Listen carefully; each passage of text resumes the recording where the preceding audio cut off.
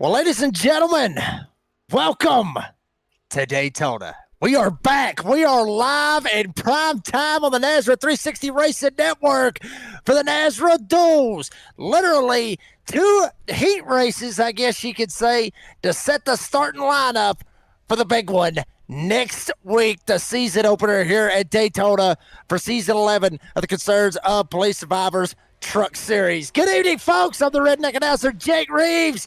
Producer, co-commentator right beside me, my good buddy, all the way from Texas, JC, Jim Cunningham up here with me as well. We are ready to get at it, Jim. Buddy, how the hell are you? I am ready to see some super speedway racing. Yeah, man, I'm excited. You know, it's good to see that the season's kicking off and we're getting back to some racing, and of course we're starting out here at Daytona. Looks like they're about to grid up now for the first of these duels. We watched a good qualifying session last week and had the opportunity to talk with all the drivers, and man, I'm excited to be back racing again. Yeah, absolutely. I think all these drivers are ready to get back out here, get it going. So duel number 1 here tonight at Daytona, David Flanagan. Obviously, he is good to go. Doesn't really matter where he finishes here tonight. He starts on the front row on pole, and that is exactly where he will start next week for the big one, for the 250 race. So David Flanagan, Dana Shepard on the front row here for duel number 1. Matthew Montgomery and Brandon Schumann, they're going to make up row number 2 with Joshua Rodriguez and James Beard making up row number 3. Devin Painter, the silent assassin in 99 from P7. And then right there beside him, Buzzy Mongold will be rolled off from P8. Brandon Broadfoot will roll off from P9 with Adam Lichty, Lichty will be in P10 with Brian Chu and Isaac Bevan making up the top 12. And there you see Matthew Cummins, Raul Meza, Wigington 00 with the donuts on the side of his machine for Blue Line Racing. And Chris Blanchard in the 9, Michael McKinnon out here in the number 13. Mr. Sacco, Nick Sacco in the house from P18 here tonight. And this man right here, the 2-time champ here for the Concerns of Police Survivors Truck Series, the animal Keith Bradley back out here as well. TJ Moore, the race director, and Cody Knott will be watching and overseeing it as well. And 2.5 miles, 31 degrees in the corners. Pretty good little, honestly, Jim, every time we talk about stock car racing, as you see the weather on your screen, every time we talk about stock car racing, you mentioned Daytona, everybody kind of gets some butterflies. Everybody starts flipping just a little bit. Everybody wants to take a shot of whiskey, because if you want to win at a stock car, this is the place you want to do it. I mean, it's Daytona. I mean, all you got to do is look at what Dale Earnhardt went through to win here, and you realize how important this place is. You know, he said that he would have felt like all those championships and none of that would have ever mattered had he not won at Daytona. And that just tells you how important winning here is. Yeah, absolutely. The list of winners in NASCAR, literally historic. You mentioned it right there. Dale Earnhardt, Richard Petty, Darrell Waltrip, Dale Jr., Jeff Gordon, Jimmy Johnson, hell, even Trevor Bayne. I have no idea why I brought up Trevor Bayne. He only won one damn race, but it was here. But he won it. He won the Daytona 500. So, you got to give him that. I don't know if it'll get him in the NASCAR Hall of Fame, but he won it anyway, Jim. In the Wood Brothers 21. Yeah, and that's a big one as well. Also, David Pearson has won the 500, as well as one of my favorites, old school, Cale Yarborough. He's won it here as well. So, the big fight. It is. Daytona's famous for everything. The big fight that launched NASCAR into American homes and popularity. All of those things, man. It's Daytona. You could easily argue that this is right there with the top 2 or 3 biggest races in the world. Daytona, you say, you got Daytona, Le Mans, it's just, there's just a few, and this is one of them. Doesn't matter what sport you like, what discipline you like, everybody knows Daytona. Yeah, I don't know about them road courses. I don't know about all that. But a lot of people says, oh, them road courses, that's real racing. Road courses is real racing because they're not going around an oval. They're actually having to slow down for the quarters and all that stuff. And if they want to Yeah. think of it, that's fine. But Come out here and drive one of these. Yeah, absolutely. But NASRA adapts the same thing that NASCAR does. It starts off with the Super Bowl, which is way different than any other sport is. Yep. The NFL has got their Super Bowl at the end of the season. College football's got the college football championship at the end of the season. NBA's got the NBA finals. Everybody has their big deal at the end of the season. But NASCAR, they do it different. They started off right at the start with the very first race of the season. And that's exactly how NASRA does it. Season in and season out. As here we go. Pace truck is off. Flanagan, Shepard, Montgomery, Schumann, the front four. Rodriguez up there with them. We are green here at Daytona. We are racing. Flanagan down on the bottom side. Montgomery up top, or on the bottom, I should say. Shepard right in behind them up on the top side, trying to make it work. Inside lane starting to work just a little bit better down the inside. One way back there. Devin Pater said to hell with it. I'll start at the back thinking there may be a big old crash, but Flanagan up front leading them down the back chute for the first time. Yeah, I don't know, man.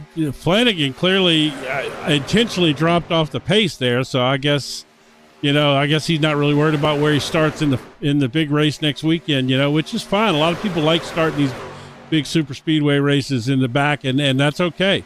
So that would be my guess at this point that's what's going on.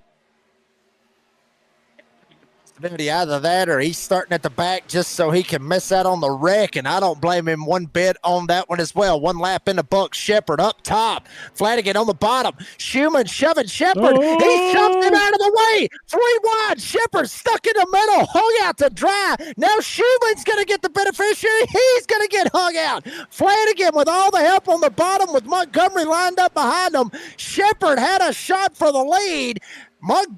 Schumann rather, hung him out to dry. Now Schumann is going to get old kick in the pants. He's going all the way to the back. James Beard lined up here with Isaac Bevan. Flanagan still leads, but Shepard trying to get those fans out there in the live chat to get him a little bit more. Shepard to the outside. He's going to lead this lap.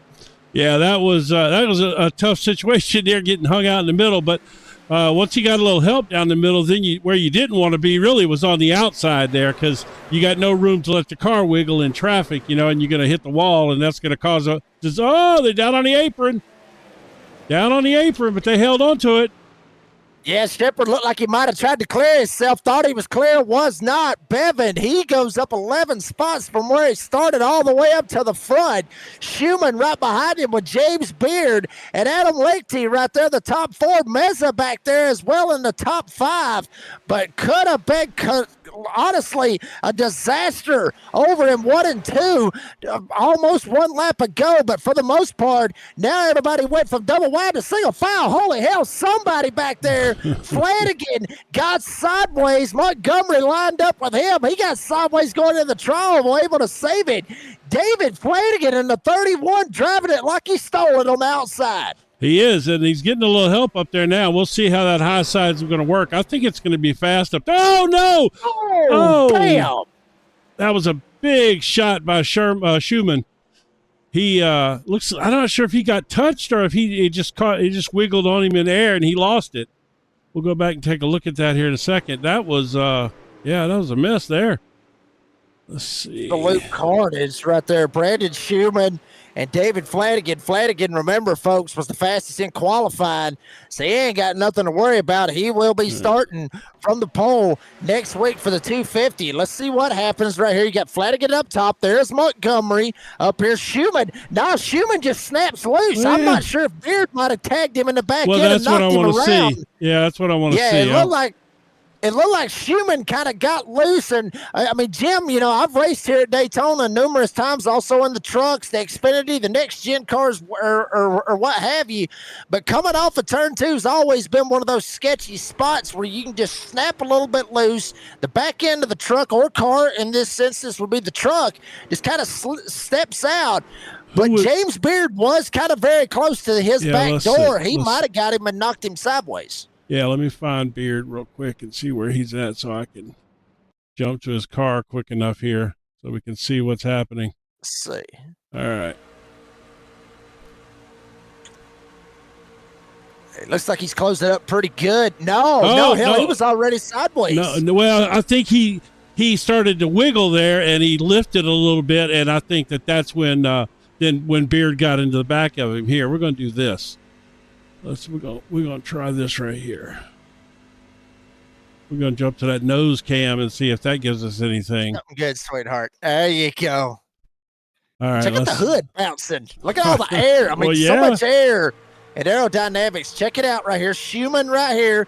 Schumann snap. Oh, he hit him. Oh, yeah, he got it. Just, but that's not. Well, I mean, he got him, but that's not his fault. No.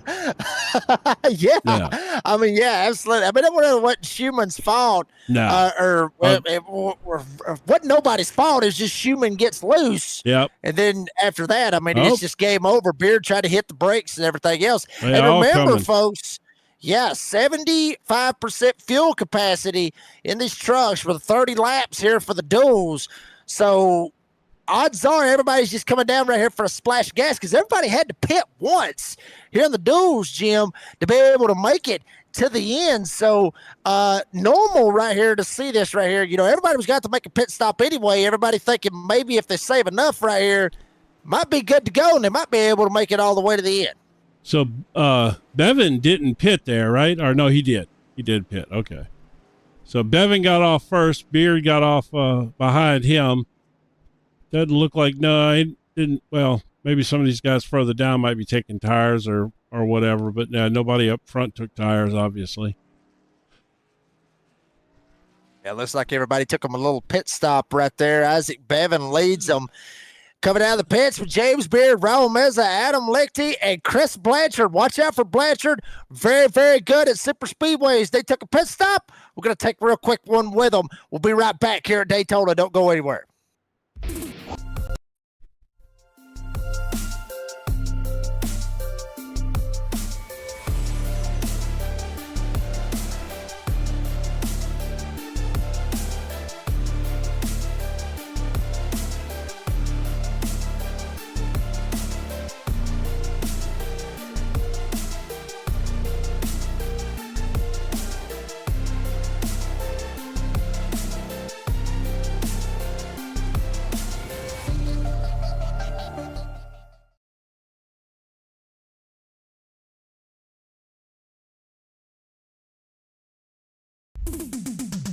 Starbase 1552 Comics. We sell everything a collector would want. Comics, Funkos, action figures, and so many more. A real American comic book shop. We are online only. Starbase 1552 Comics. Find us on eBay Auctions.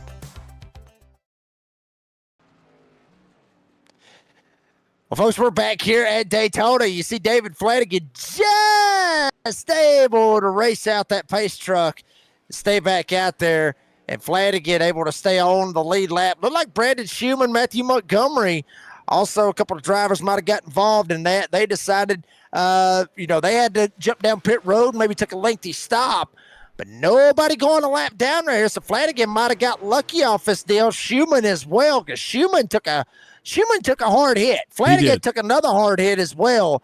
Both of them did. So, Flanagan's really got nothing to lose. It's like I was saying a while ago, Jim. I mean, Flanagan can go out here, throw caution to the wind, basically pull a Nick Saban right here, throw it on the wall, see if it sticks. But, everybody else, it's whether or not you want to try to win the race and finish up front or finish at the back. You and I are going to be back and forth all year about Alabama. I got nothing to say though this week. LSU lost, so I have to I can't believe Ole Miss got us, but they did. So, Well, you know what it was, right? yeah, It was Lane Kiffin's daughter over there. That's what it was. That's what helped it. Yeah, apparently. I'll tell you what, he sure had some fun with that, didn't he? Old Kiffin, he sure was playing it up after the race. But looks like we're about ready to go back green here. Glad we can stop that one. Yeah, I would have too. I would have used that card any way that I could, which Kiffin always does. Anyway, Isaac Bevitt, James Beard up here on the front row. Raul Meza, Adam Lichty, Chris Blanchard, Buzzy Mongo, Keith Bradley up here in the mix. Watch out for Keith. Keith has won here at Daytona before.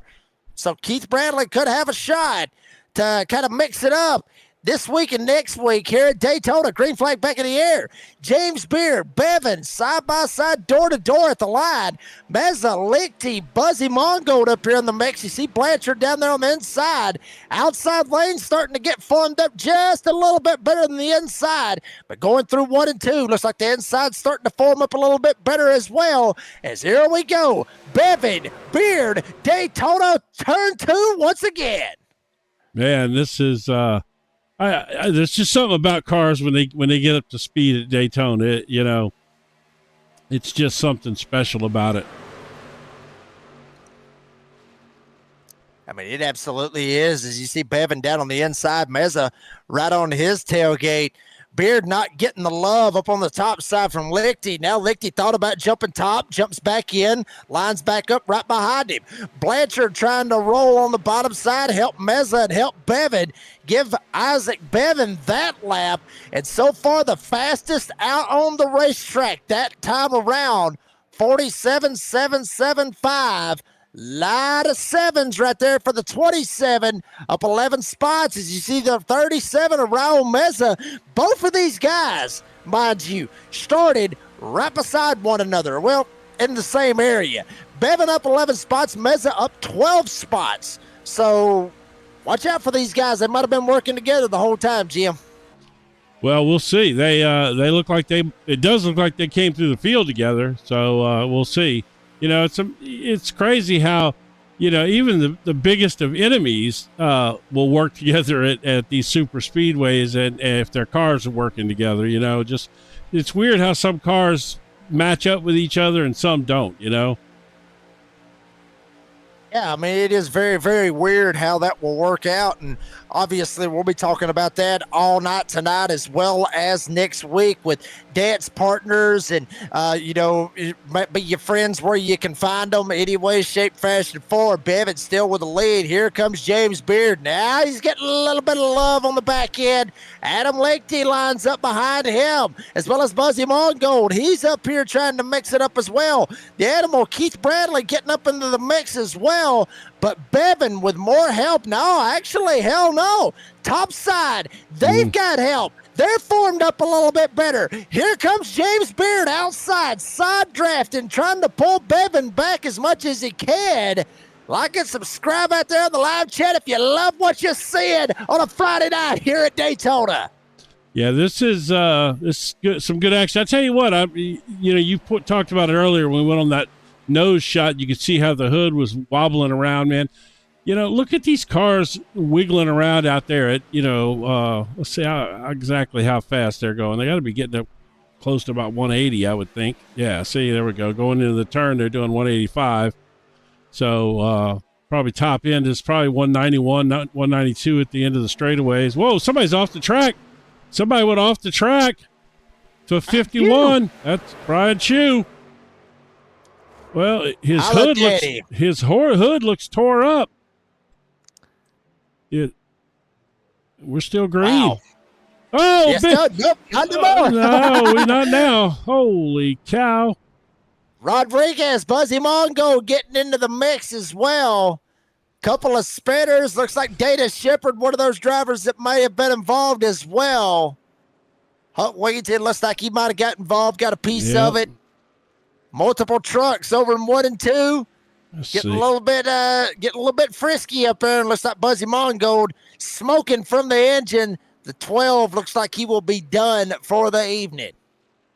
Yeah, let's see if we can. So It's showing. I don't know that. Let's see. We'll see if Buzzy caused this or not. I think he was a product of. Let's see. Matthew Montgomery here. They said went off track. I'm going to see if that started this. So they 3 wide up there. Oh yeah. No, I'll tell you. I just it's a little early to be 3 wide up there, but that top side's always the dangerous one if you go 3 wide like that. That's what it looks So like. who is yeah, that? Who is that? They got turned sideways there. Looked like it might have been Dana Shepard right there, the one that got turned right there from the Buzzy Mongold area. Might have looked like Shepard. Looks like Shepard right there. Might have. Damn, he might have come down. Mongold might have come up. They might have both met in the middle. To be honest with you, right there, Jim. Yeah, I'm not. These kind of super speedway crashes are really impossible most of the time to put blame on because it's one thing triggers another one. But yeah, that sure did. That's what you really think. That's what you really think.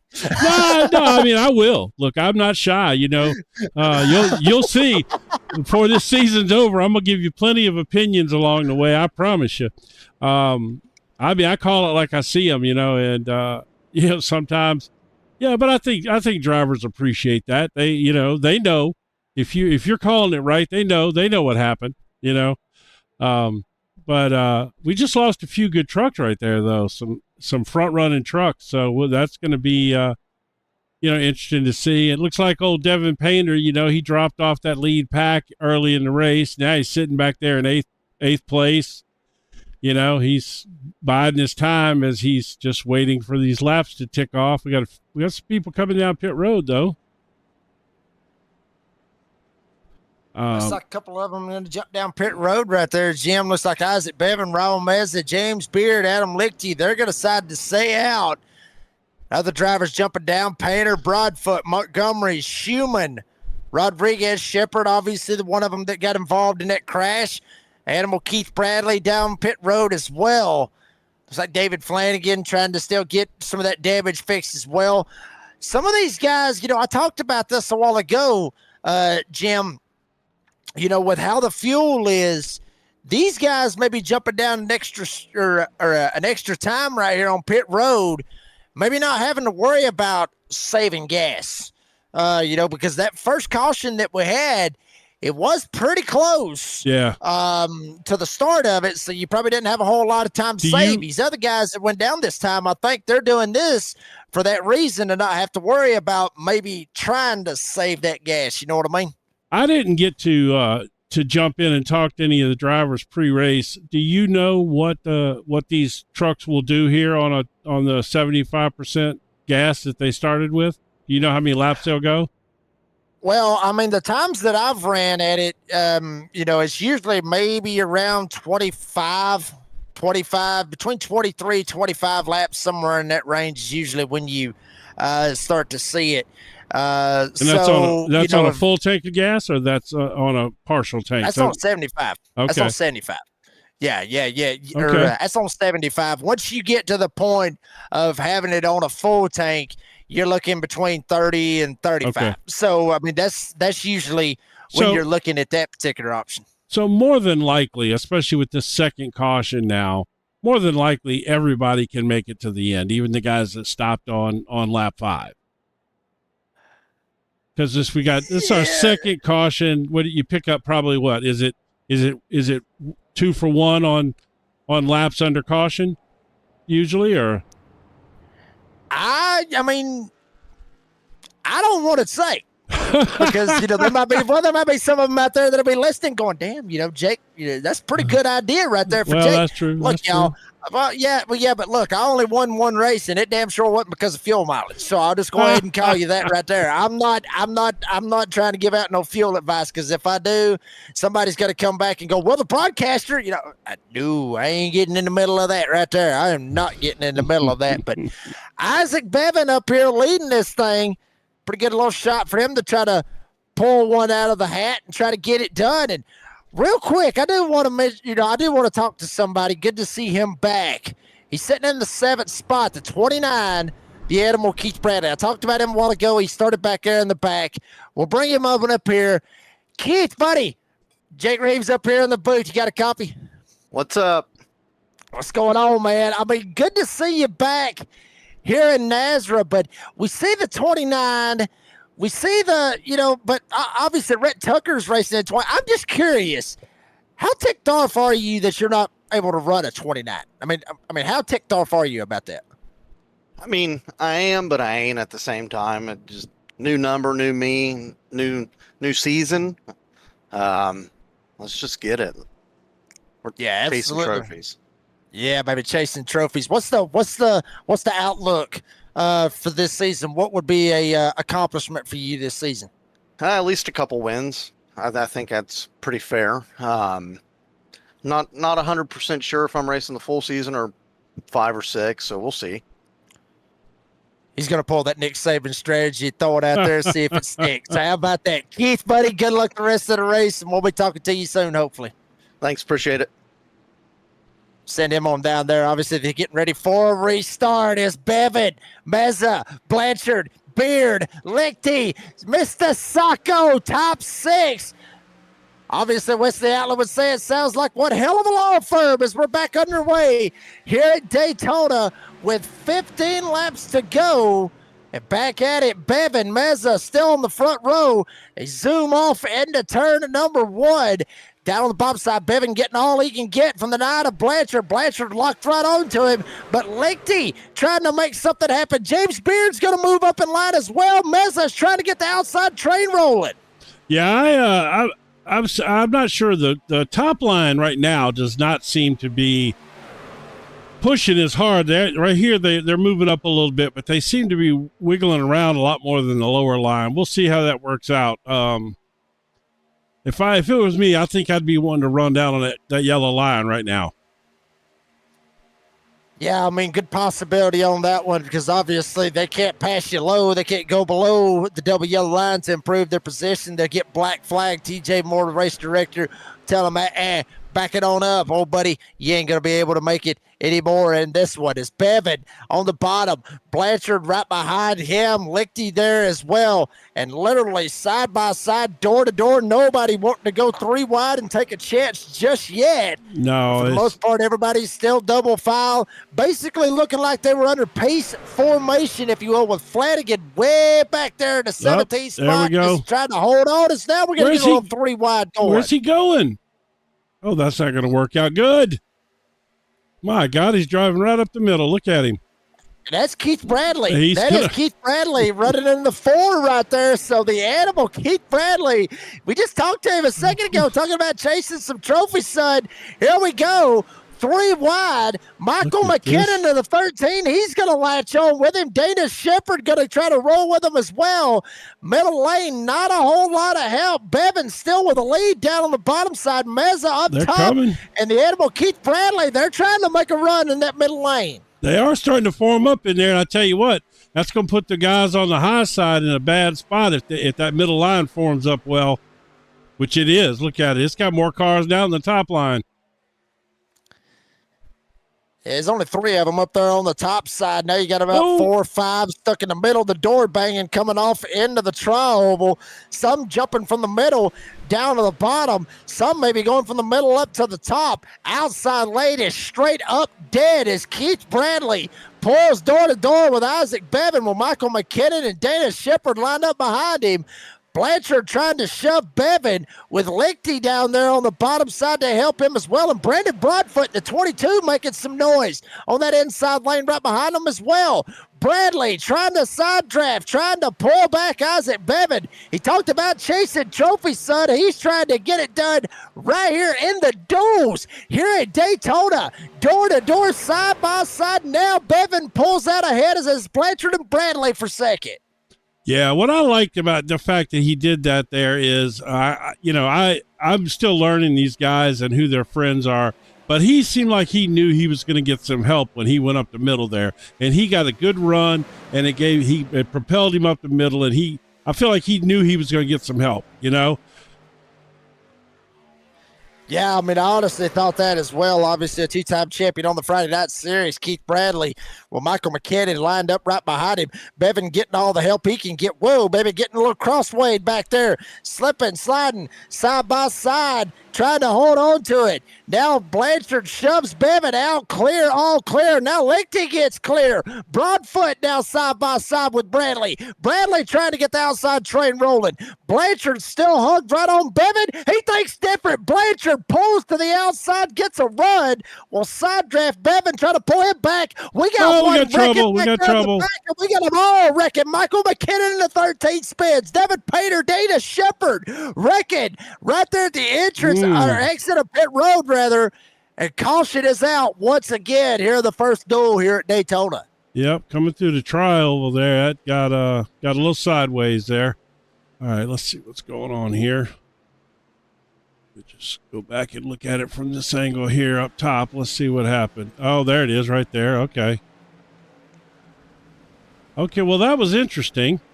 I'm not too sure that whoever that was on the top side came down, and it looks like the car on the bottom decided to, like, give him a little tap back, you know, get up there. Let's jump back 5 seconds. That was Michael McKinnon up on the top side, kind of came down and got into Broadfoot. And you know, well, I'm not going to say, you know, I don't want to, I just say this. You know, like I said a while ago, I've raced here at Daytona before, and I know how the truck kind of feels and everything else. When you get in the tri-oval, it does to a certain extent when you got all the air floating around you and everything else, Jim. It does make the truck feel weird. I would say there is times where the truck will push. There's times where it'll snap loose going into the corner. It depends on how the air's floating around on the truck. Or it could have just been that Michael just misjudged the hell out of it and hit Broadfoot in the right rear, knocked him up into the wall, and then chaos ensued. Well, I will say this, that there's no doubt that in the tri-oval, the truck feels the most out of shape as anywhere on the track to me. Like, it's less planted in the tri-oval than anywhere else on the track. In my opinion. You know, that to me is always the spot where the truck feels the most unsettled, you know, not down in the track. You know, a lot of people would think that's in the turns, but that's not the case. There's so much banking in the turns that, you know, it's that tri-oval because it's not near as banked. And yeah, there's just something about it. I mean, it gets, to me, I always push, it seems, through the tri-oval, I guess the way I set my vehicles up, but that's what I struggle with.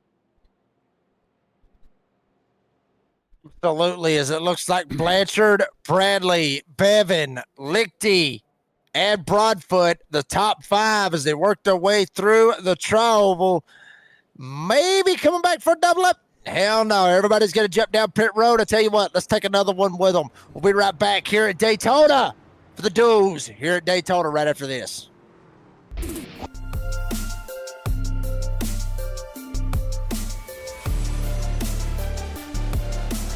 All right.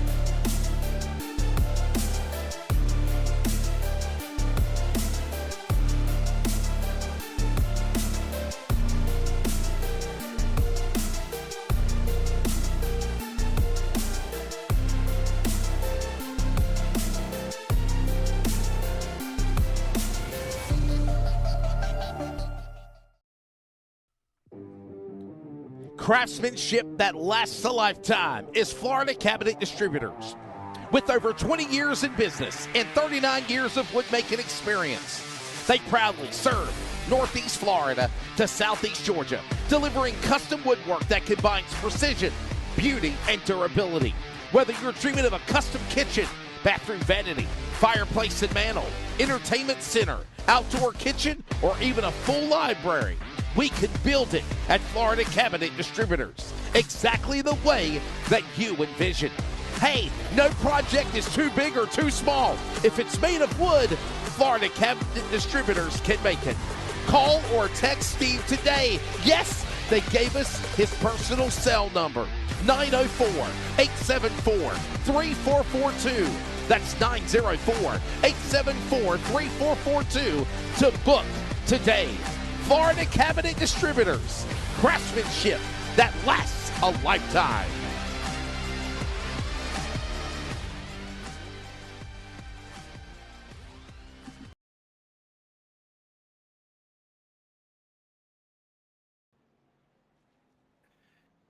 We're back here at Daytona. Obviously, all our great sponsors that you saw a while ago, Florida Cabinet Distributors being one of them. And two drivers here tonight will end up in Florida Cabinet Distributors victory lane. And who will those two drivers be? You have to tune in to find out here tonight. So we got a couple of jumping off of pit road. Looks like that's Brandon Schumann, David Flanagan. They were involved in that earlier crash coming off of turn number 2 on the back chute. Obviously, when Schumann kind of snapped a little loose, came up, got into Flanagan, knocked him around. Flanagan, the only one really locked into his position, which obviously is from the pole, so that he will lead everybody to the green flag next week for the big one. But everybody else is basically trying to set the inside row is basically what it is. It's basically the same rules as NASCAR is. Do ones for the inside row, do twos for the outside row, and that one will be coming up right after duel number 1 here tonight. Redneck announcer Jake Reeves with JC, Jim Cunningham, production, doing a fantastic job, absolutely killing it, and also co-commentating as well. Jim, I got to ask you this, because I never really asked Dean about it, but I will ask you about this. How damn hard is it to call a race and to show the pictures at the same time? How hard is that? Well, I'm going to say it's not that tough. The thing is, I like talking about racing, so it's easy. I don't know that I could do what you do, like Mr. Excitement and all of that. But from my perspective, just being a co-commentator, I'm watching the action anyway to do the camera angle, so it's really not that tough to talk about it. Once you get to know me, I never shut up anyway. So, so it's, pretty easy for me to just get on there and keep talking about it as we pace truck's pulling off here. We get ready to go back green. Baby, love it. Blanchard, Broadfoot, Bevan, Lichty, Broadfoot up here as well. Might have said Broadfoot twice, but I'm not sure. Here we go. Blanchard on the inside. Bevan, hell, that's why there was about 4 Bs up there smack dab in the top 5. Blanchard, Bradley, Bevan up on the front. Now Blanchard leads on the inside. Bevan lined up there as well. Oh, baby, what a slide right there, right in behind Keith Bradley. Joshua Rodriguez tried to help him out. Bradley needing all kinds of help. He's not getting it as Blanchard and Bevan, they try to break away and try to make it a 2-horse race, but here comes the outside lane. Yeah, it's still too early for any of these horses to get away from anybody else. We still got 6 to go coming around now. This is it's fixing to heat up, though. It's fixing to really warm up here in just a minute. Absolutely. I think that that virtual pot is fixing to have the lid bust clean off of it as Keith Bradley leads them going into turn 1, but by a half a truck length. Now Blanchard going to fire off on the inside. Rodriguez getting sideways, trying to hold on to the truck and try to see if he can make it stick. Blanchard fires back with a lead. Bevan goes to second. Now third's battle between Adam Lichty and Keith Bradley. Bradley trying to form back up on the outside lane. Then he got Broadfoot stuck in the middle of that with James Beard, Nick Sacco, Joshua Rodriguez, Matthew Cummins, and how about Matthew Montgomery in the 24 trying to jump back up here, lost 6 spots. He's trying to gain them all back and try to get up here to the front. Who's that? That's Lichty got Lichty. I can't say his name now. Got shuffled out there, and he's going backwards. I don't think he's going to get much help either. Yeah, that's Bradley, actually. I think in the 4, he gets shuffled out. Oh, yeah, sure was. Rodriguez might have shuffled him out right there. His Beard's going to latch on to Rodriguez. So now the animal is going to have to figure out a way to get back up through here. But now Rodriguez, with the help on the outside with James Beard, trying to latch up and get it going. Rodriguez and James Beard trying to make it happen. And they may have something to say about this right here. As Rodriguez with the Nighthawk Racing trying to make it happen. James Beard with Dep Racing this season. And obviously Chris Blanchard, obviously one of the big dogs here on the Friday night series, would love to get it done and make it happen here tonight. Blanchard, here we go, baby. 3 to go. 3 to go. We got a shot. We got a race here. Yeah, this is that top line's pushing through the turn very well, which is hard to do at Daytona, man. If you've never, if people have never tried to do that, it's one thing to push down the straightaway. It's another thing to not wreck somebody and be able to push them through the turns. And I think those pushes are going to get absolutely more and more aggressive. Hell, they will be pushing through the quarters here in just a second if they ain't already done so. Blanchard on the inside, trying to get the help. Rodriguez up top, trying to get all his help if he can. Oh, there it goes. We got a couple of tags. Oh, damn. Big wreck right behind him. Caution's out. We got one over on his lid. Not sure exactly who that is rolling down through there, but somebody barrel rolled. That was Brandon Broadfoot, I believe. I believe that was Broadfoot that was on his roof, and it flipped back down. Maybe not. It might have been Flanagan. No, there's Flanagan. Flanagan's got a meatball, and Matthew Cummings has got a meatball off of that. I think it was Matthew Cummings. Yes, it was. Yeah, Cummings. Okay. Let's go back and see. Let's see what happened there. Wow. Yeah, that's the product of that 3-wide racing in a pack there. I mean, it's going to happen. That's just the nature of the beast. Who is that right there? That Cummings just kind of got sideways right there in the middle. I think that was Matthew Cummings. Yeah, it was Cummings, yeah. Like he just kind of he got loose right there going through the trough, or maybe the air, or maybe he just kind of lost it. Got sideways, came down, got into somebody, then hooked them all the way back up into the fence. And you know the old saying. I mean, obviously, Jim, you're in Texas. You know the country music style. Obviously, with Garth Brooks, it was bound to happen, and one night it did. That's right. It damn sure did right there. I mean, there you see Cummins comes down, hits Broadfoot, him come up.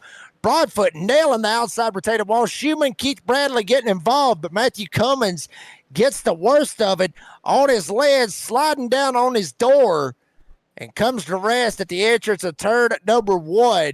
Well, and Jim, this may set us up for a green, white, checkered finish. I think it is. I mean, we should be.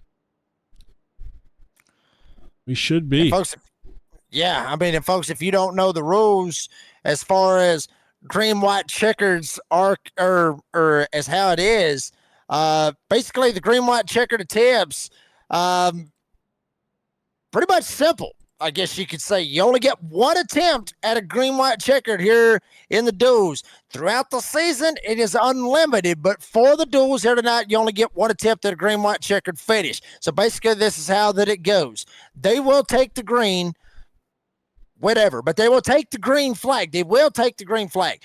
Once they take the green flag, if a caution comes out, the race is over. It is completely over. There is not another attempt at green, white, checkered.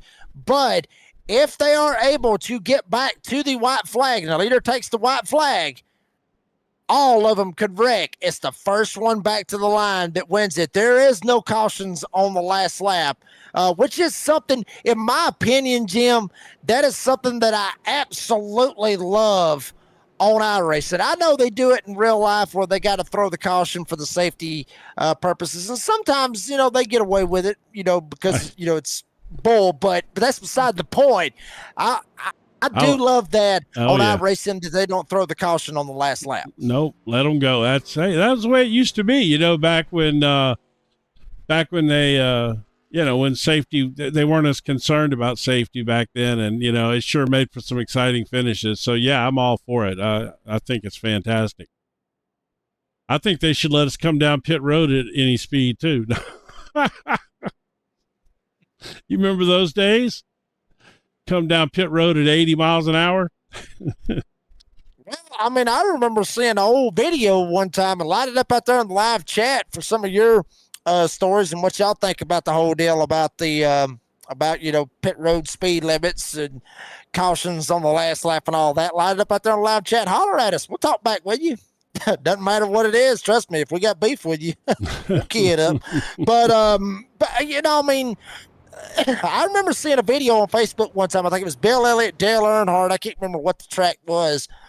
But Bill Elliott looked like he was coming out of pit road, literally on pit road, about 100 miles an hour, trying to beat Dale Earnhardt off of pit road. And that was before I guess they put limits on pit road speed limits. But obviously, all of it was for safety, though. No, and that's, you know, I like you said, in real life, sure, it makes sense. You know, the main thing is, you know, especially pit road, is all the bystanders that are there that aren't in the protection of automobiles, you know, and stuff. But yeah, why not on iRacing? Let them race back to the flag. There's nobody in danger, you know. Nobody's going to get hurt.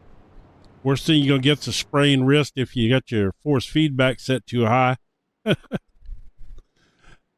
I tell you what, though, man. Well, you can break a finger. I know that much, too. You definitely can. You definitely can. We're fixing to get after this. Fixing to get crazy right here. And we're also seeing out there live chat, obviously, Eric Zimmerman putting on our Bill Elliott. Did he? Wow. Yeah. I don't. Yeah. I didn't know anybody had died. I knew there were some guys that got messed up, but I didn't realize he killed one of his pit guys. I think somebody did. I think there was somebody that did. I believe so. Also, Eric Zimmerman out there. Wesley, are you talking while eating? No, dipping. Well, I ain't Wesley. So I don't know who he's talking about when he says Wesley, but anyway. Ginger Parent out there, prediction Shepherd makes a comeback. Well, let's see. Shepherd's got a shot right here. I mean, sitting fifth. So very good possibility that Data Shepherd is on that comeback trail and could make it happen. We're seeing 25-44. You know, a bunch of people out there in live chats. Like I said, light that sucker up. We'll be talking with you here tonight. And, you know, let us know who you think is going to win this thing. And obviously, if your favorite driver is not in this duel, don't worry, because we got a second one that's going to be followed up right here, right after this one. So everybody just hang tight if you're waiting for the duel too, because we're fixing to see, I think, a pretty good finish right here, Jim. As we'll see what happens. Here we go. Blanchard, Rodriguez, Isaac Bevan, James Beard, Dana Shepherd, the top five off turn 4. I'll be shocked if we see a checkered flag here. Oh, you'll see one. You're just wondering. I know what you're talking about. Under green. Right. Yeah, good possibility, but it's going to be for all the marbles. We'll see how it plays out. Blanchard on the inside, Rodriguez up top. We'll see how they make it. Will they make it back to the white? Blanchard takes the green flag, gets a good jump, tries to get away. Rodriguez up on the top side, trying to get the help from Beard. On the inside, here comes the 27 of Bevitt. Data Shepherd lined up down there on that bottom side, trying to make the comeback for Ginger Parent right out there as well. Also hearing about Joshua Rodriguez out there in the wild chat. Some of y'all said he's going for the win. They're all shooting down the back chute, coming to the white.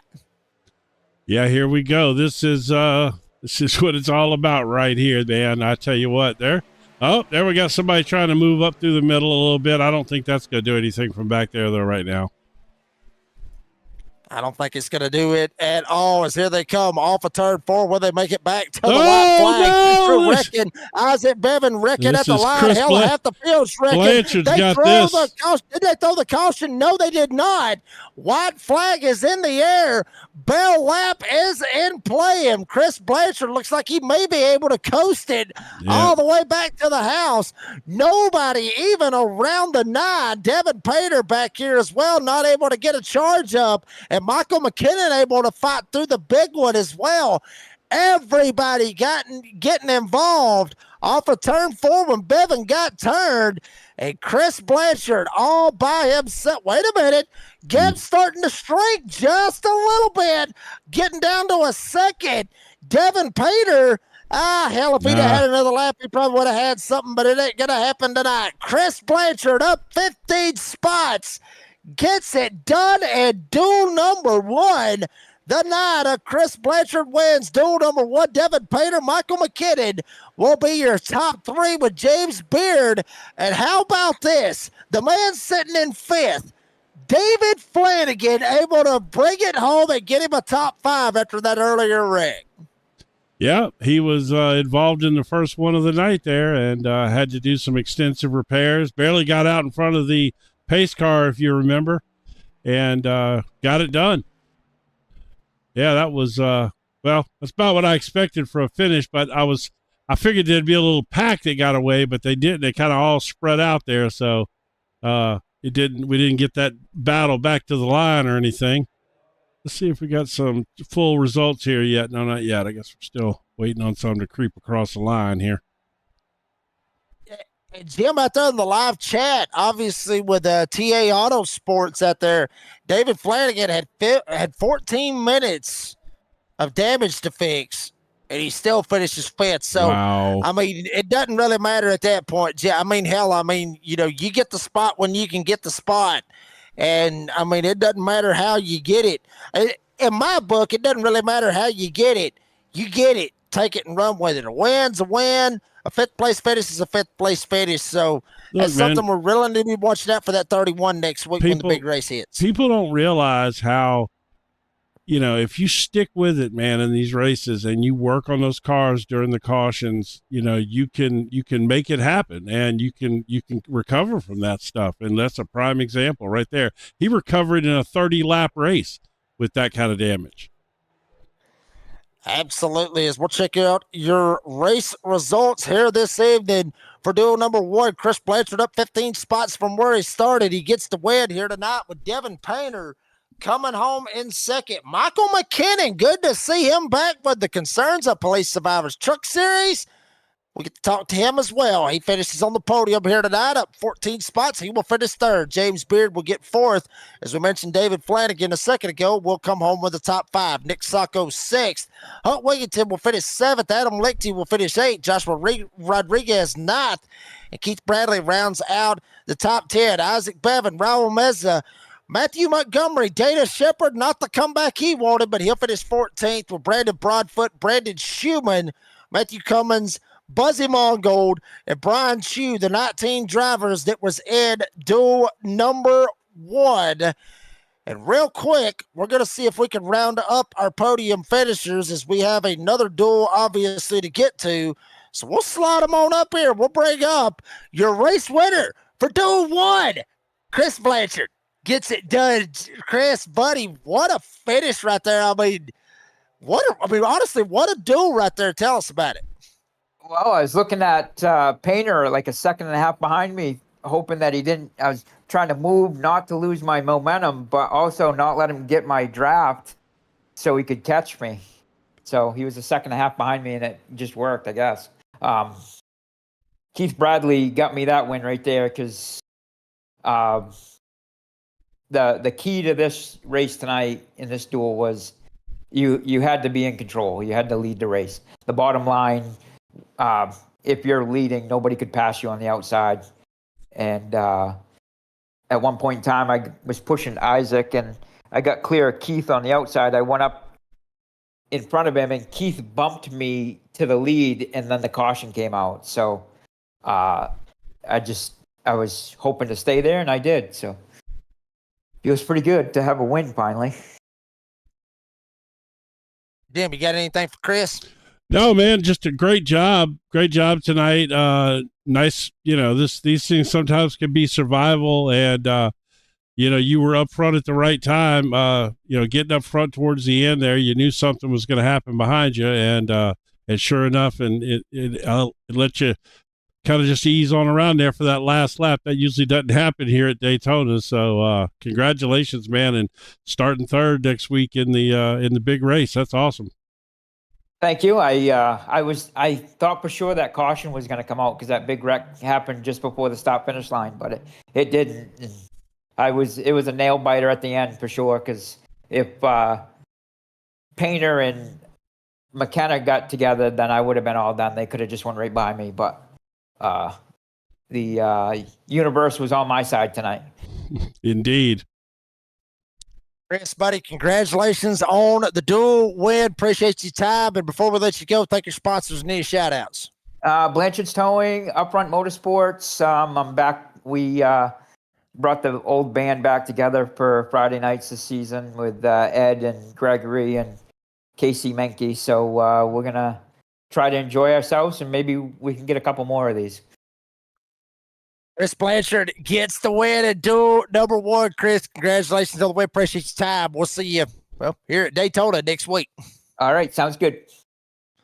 That was Chris Blanchard. We'll slide him on down, and we're going to go through these very, very quickly right here, Jim, as we're hearing Cody Knotts want us to slide right through this very quickly. So we'll bring up our second place finisher, which is Devin Painter, the silent assassin. Devin, buddy, you come home with a second here tonight, buddy. Congratulations on second place. Tell us about it.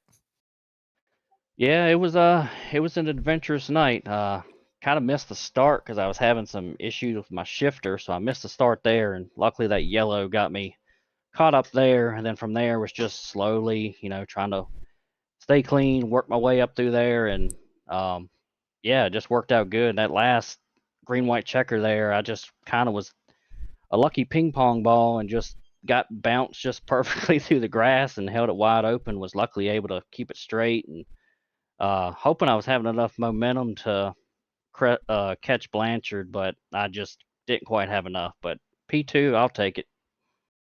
It all day long if I was you, especially seeing all the chaos that was behind you. But Devin, buddy, congratulations on the second place finish. Appreciate your time. And before we let you go, thank your sponsors and any shout outs. Just give a shout out to all the guys at NASRA. Keep this thing running year after year. Great series, always fun. Been here for a long time, and thank my team, Blue Line Racing, Huck, staying with him. Feel like we got a pretty good group going here. So hopefully this is a sign of a good season. So fingers crossed and go for it. Go for it. The silent assassin. He went for it, went through the grass, but he got it done anyway. He gets a second out of it. Devin, buddy, appreciate your time. Congratulations on the second place finish. We'll see you back here at Daytona next week. All right, 10-4. You guys have a good one.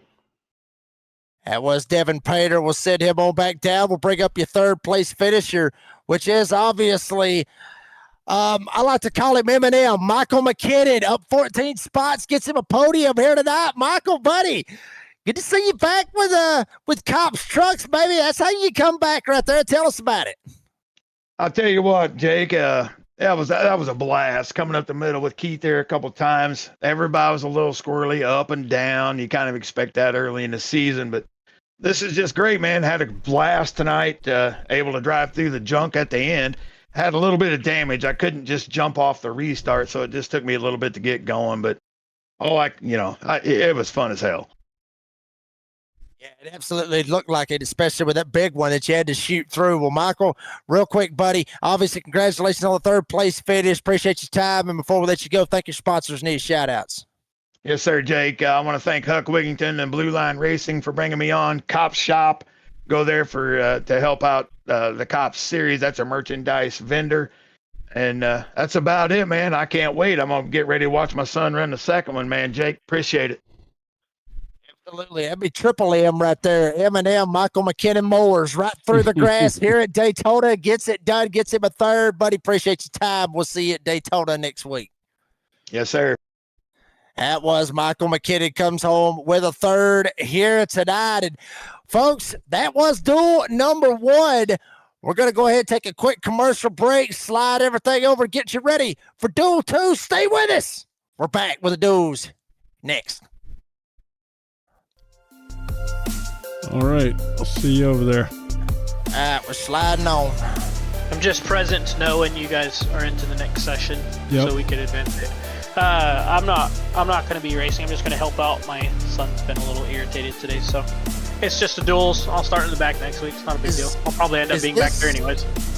Is this leaderboard, is it going to swap when he goes over, or am I going to need a new one? No, you're the same one. It'll be the same one. Okay.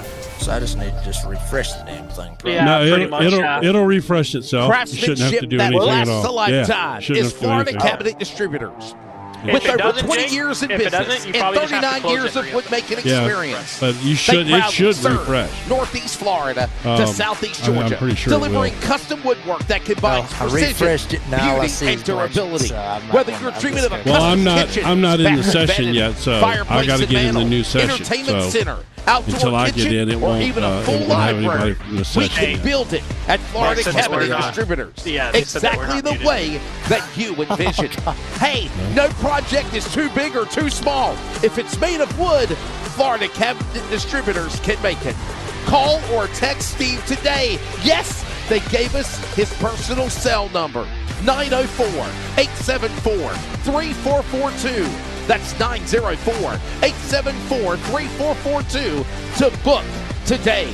Florida Cabinet Distributors, craftsmanship that lasts a lifetime.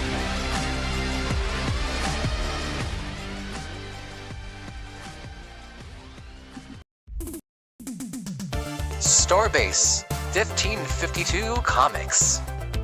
We sell everything a collector would want. Comics, Funkos, action figures, and so many more. A real American comic book shop. We are online only. Starbase 1552 Comics. Find us on eBay Auctions. Are you ready? For Murph's Magical Creations. Home to custom laser engraving and gifts. This veteran-owned and operated company engraves for all occasions. If you want one of Murph's Magical Creations, call the number on your screen or commission through either Instagram or via email. Murph's Magical Creations, made with love for you.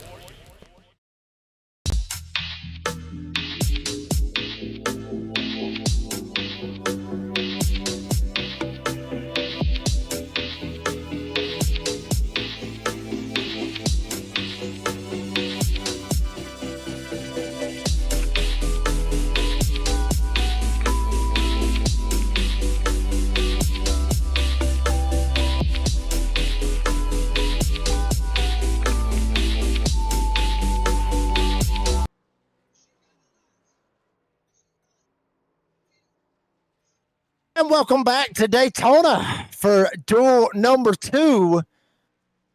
Here getting ready for the season opener next week at Daytona, obviously, for the season 11 of the Concerns of Police Survivors Truck Series. Hey, one quick thing I do want to mention before we talk about what happened in duel 1.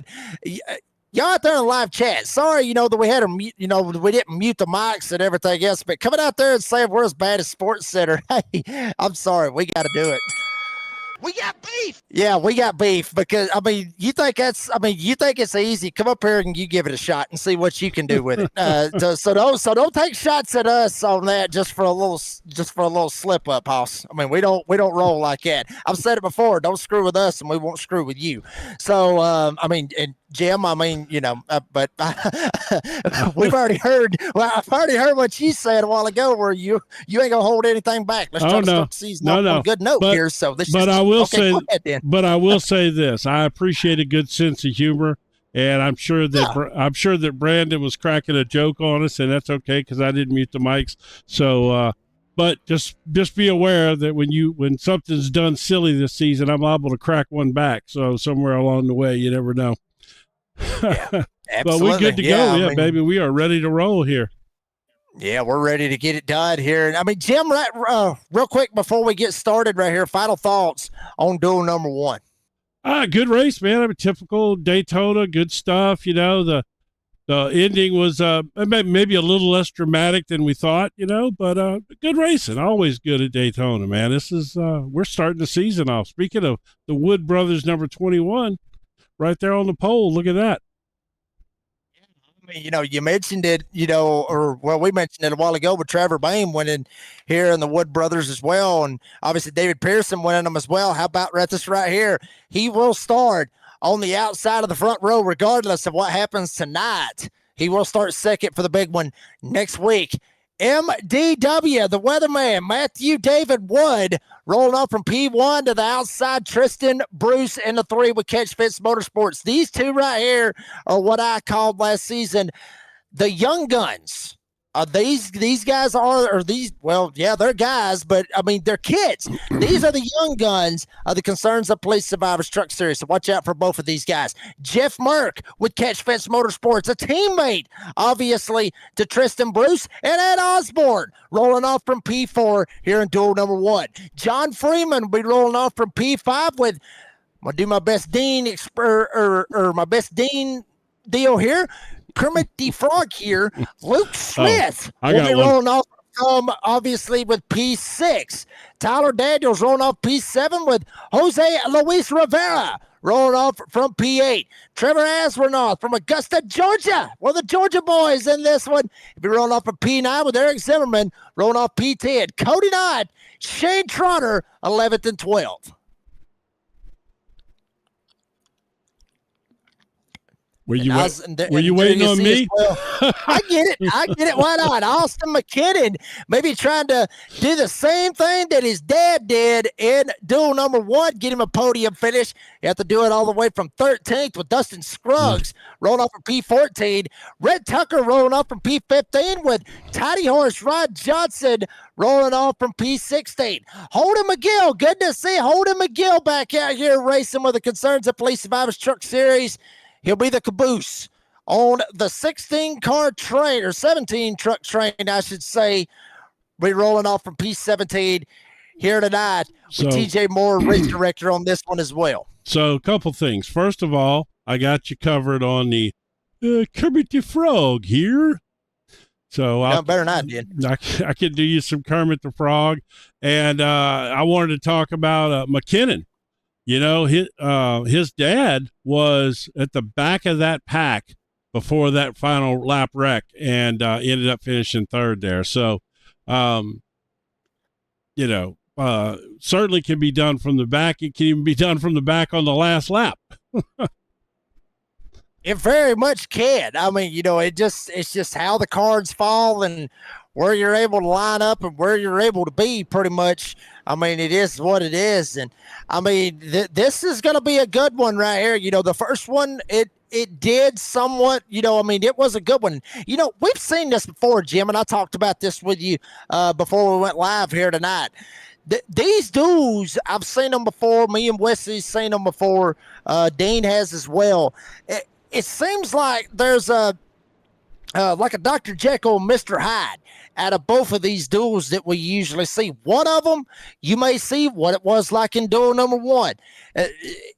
Good race, nothing against it, but there's just wrecks over and over and over and over and over again. And it always seems like there's one duel that's like that, and then there's another duel where it's green. Nobody's wrecking. They're 3 wide. They're 2 wide. Hell, they may go single file, and then they may wreck right there at the end of it. It always seems like there is a clean green one, and there's one that's all kinds of wrecking and everything else. We've already seen. I think we've already seen the wrecking one, so I got a feeling this one will be the clean one. Well, I'll tell you what. I would love to see this thing go green and have us some green flag pit stops. Now, you want to talk about having some fun?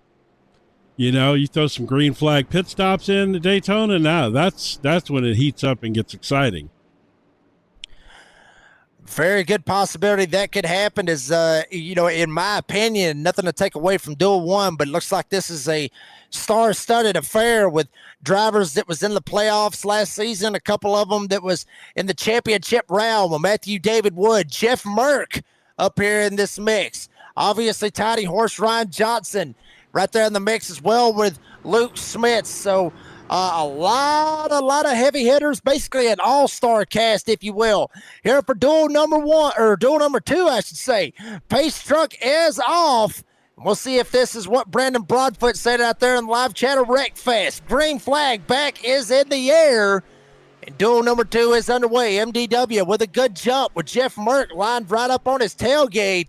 Ed Osborne, he's going to hang out Tristan Bruce on the top side, jump down to the bottom side. 83 of Kermit the Frog, Luke Smith will line up behind Tristan Bruce, but Jeff Merck push it. MDW clear. Bruce jumps down. He'll hang out Luke Smith on the top side. Man, they had a nice breakaway there from that line with Wood, Merrick, and Osborne.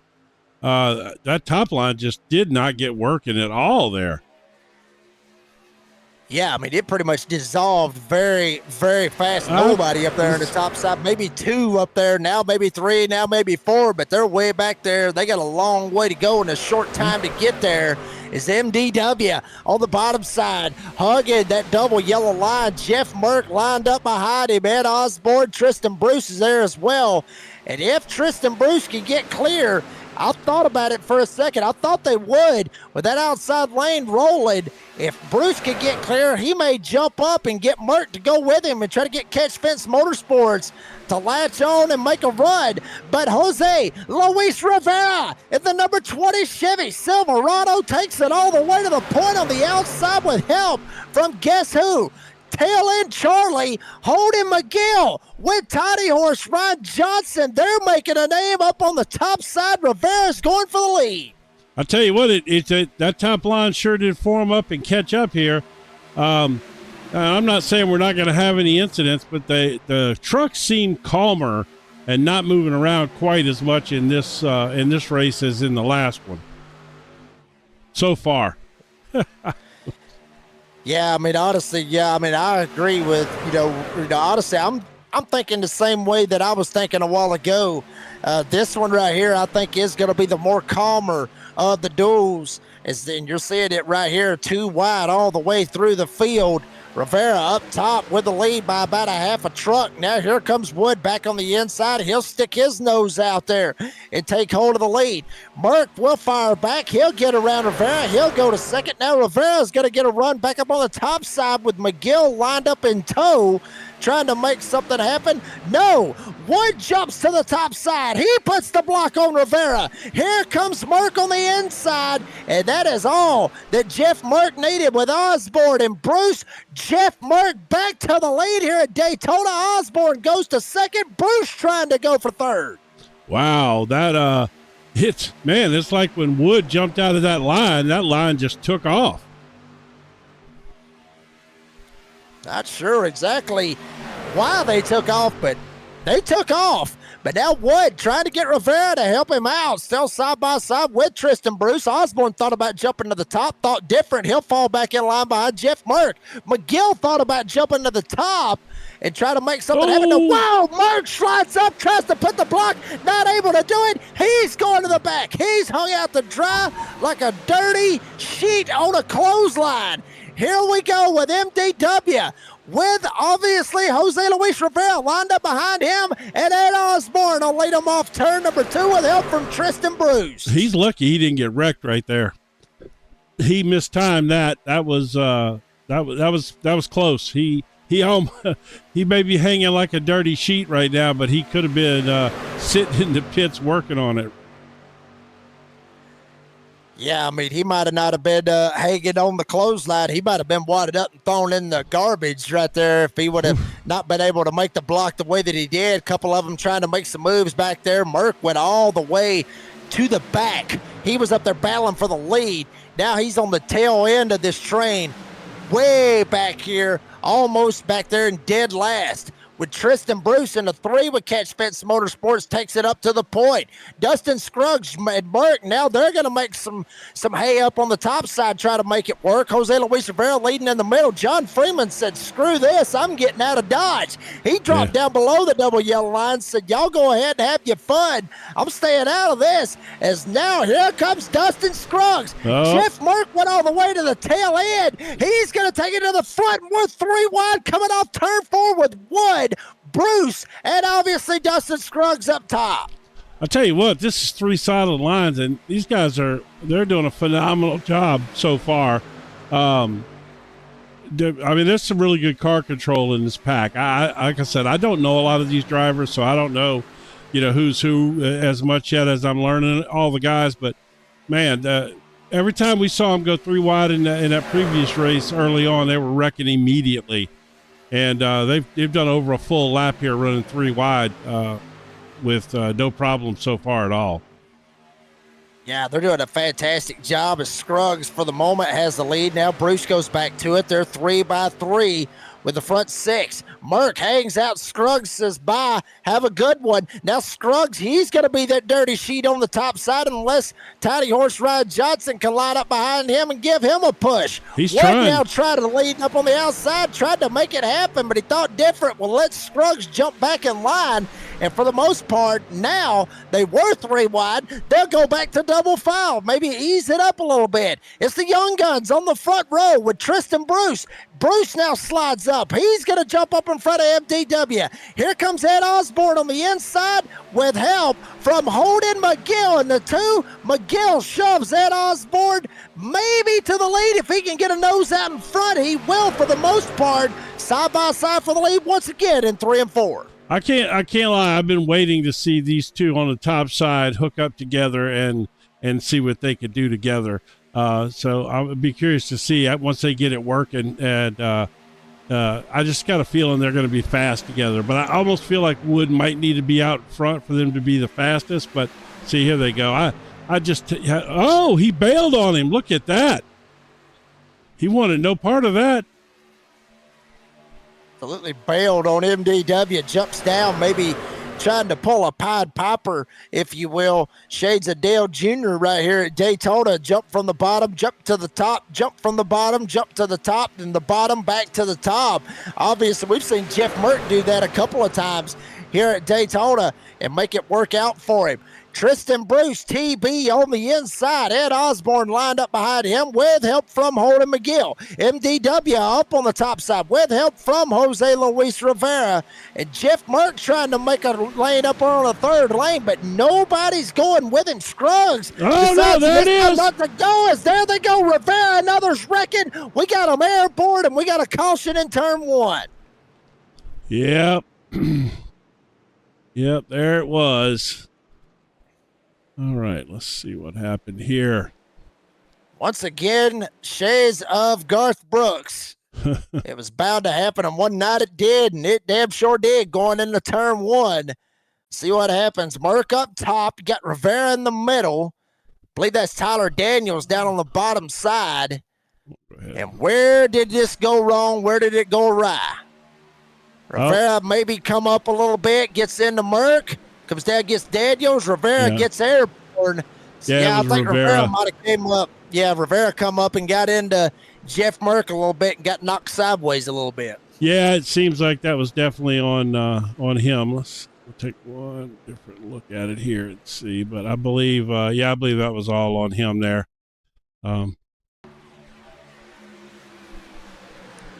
Yeah, he's wiggling around there, and I think he kind of bumped top, then went down and bumped on him. Yeah, it got a little wiggly on him there in that heavy wind in the middle. And I mean, when they go 3 wide, man, it's tough. I mean, I was shocked that they made it as many laps as they did running 3 wide earlier, to be honest with you. Yeah, I mean, and they had a good little run at it to try to make it happen, as it looks like everybody tried to catch back up to the caution car. Yeah, for some reason it's not jumping out of replay. Up right here. I don't know what's going on. The software's not wanting to jump out of replay. Well, I'll tell you what, while we got that opportunity, we'll see if we can step aside and let you hear from some of our great sponsors. We'll take a quick commercial break, see if we can get that fixed up for you. We'll be right back here at Daytona. I'm gonna need to shut that software down to fix that.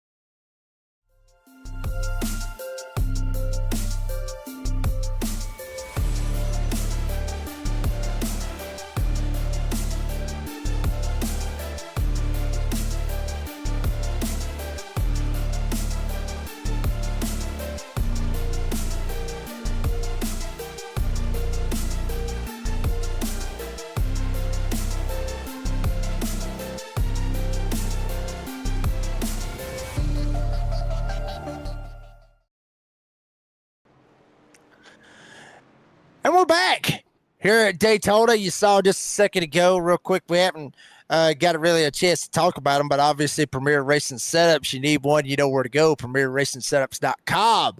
Obviously, enter the code of NASRA, N-A-S-R-A.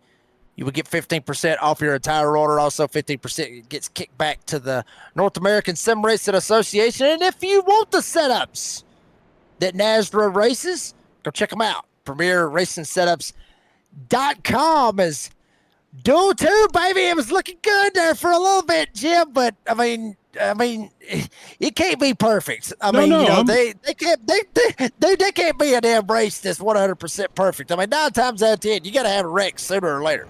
Yeah, no, I mean, that was some good racing right there, some good green flag racing. I got no problem with that. This is Daytona. You're going to see that kind of stuff happen.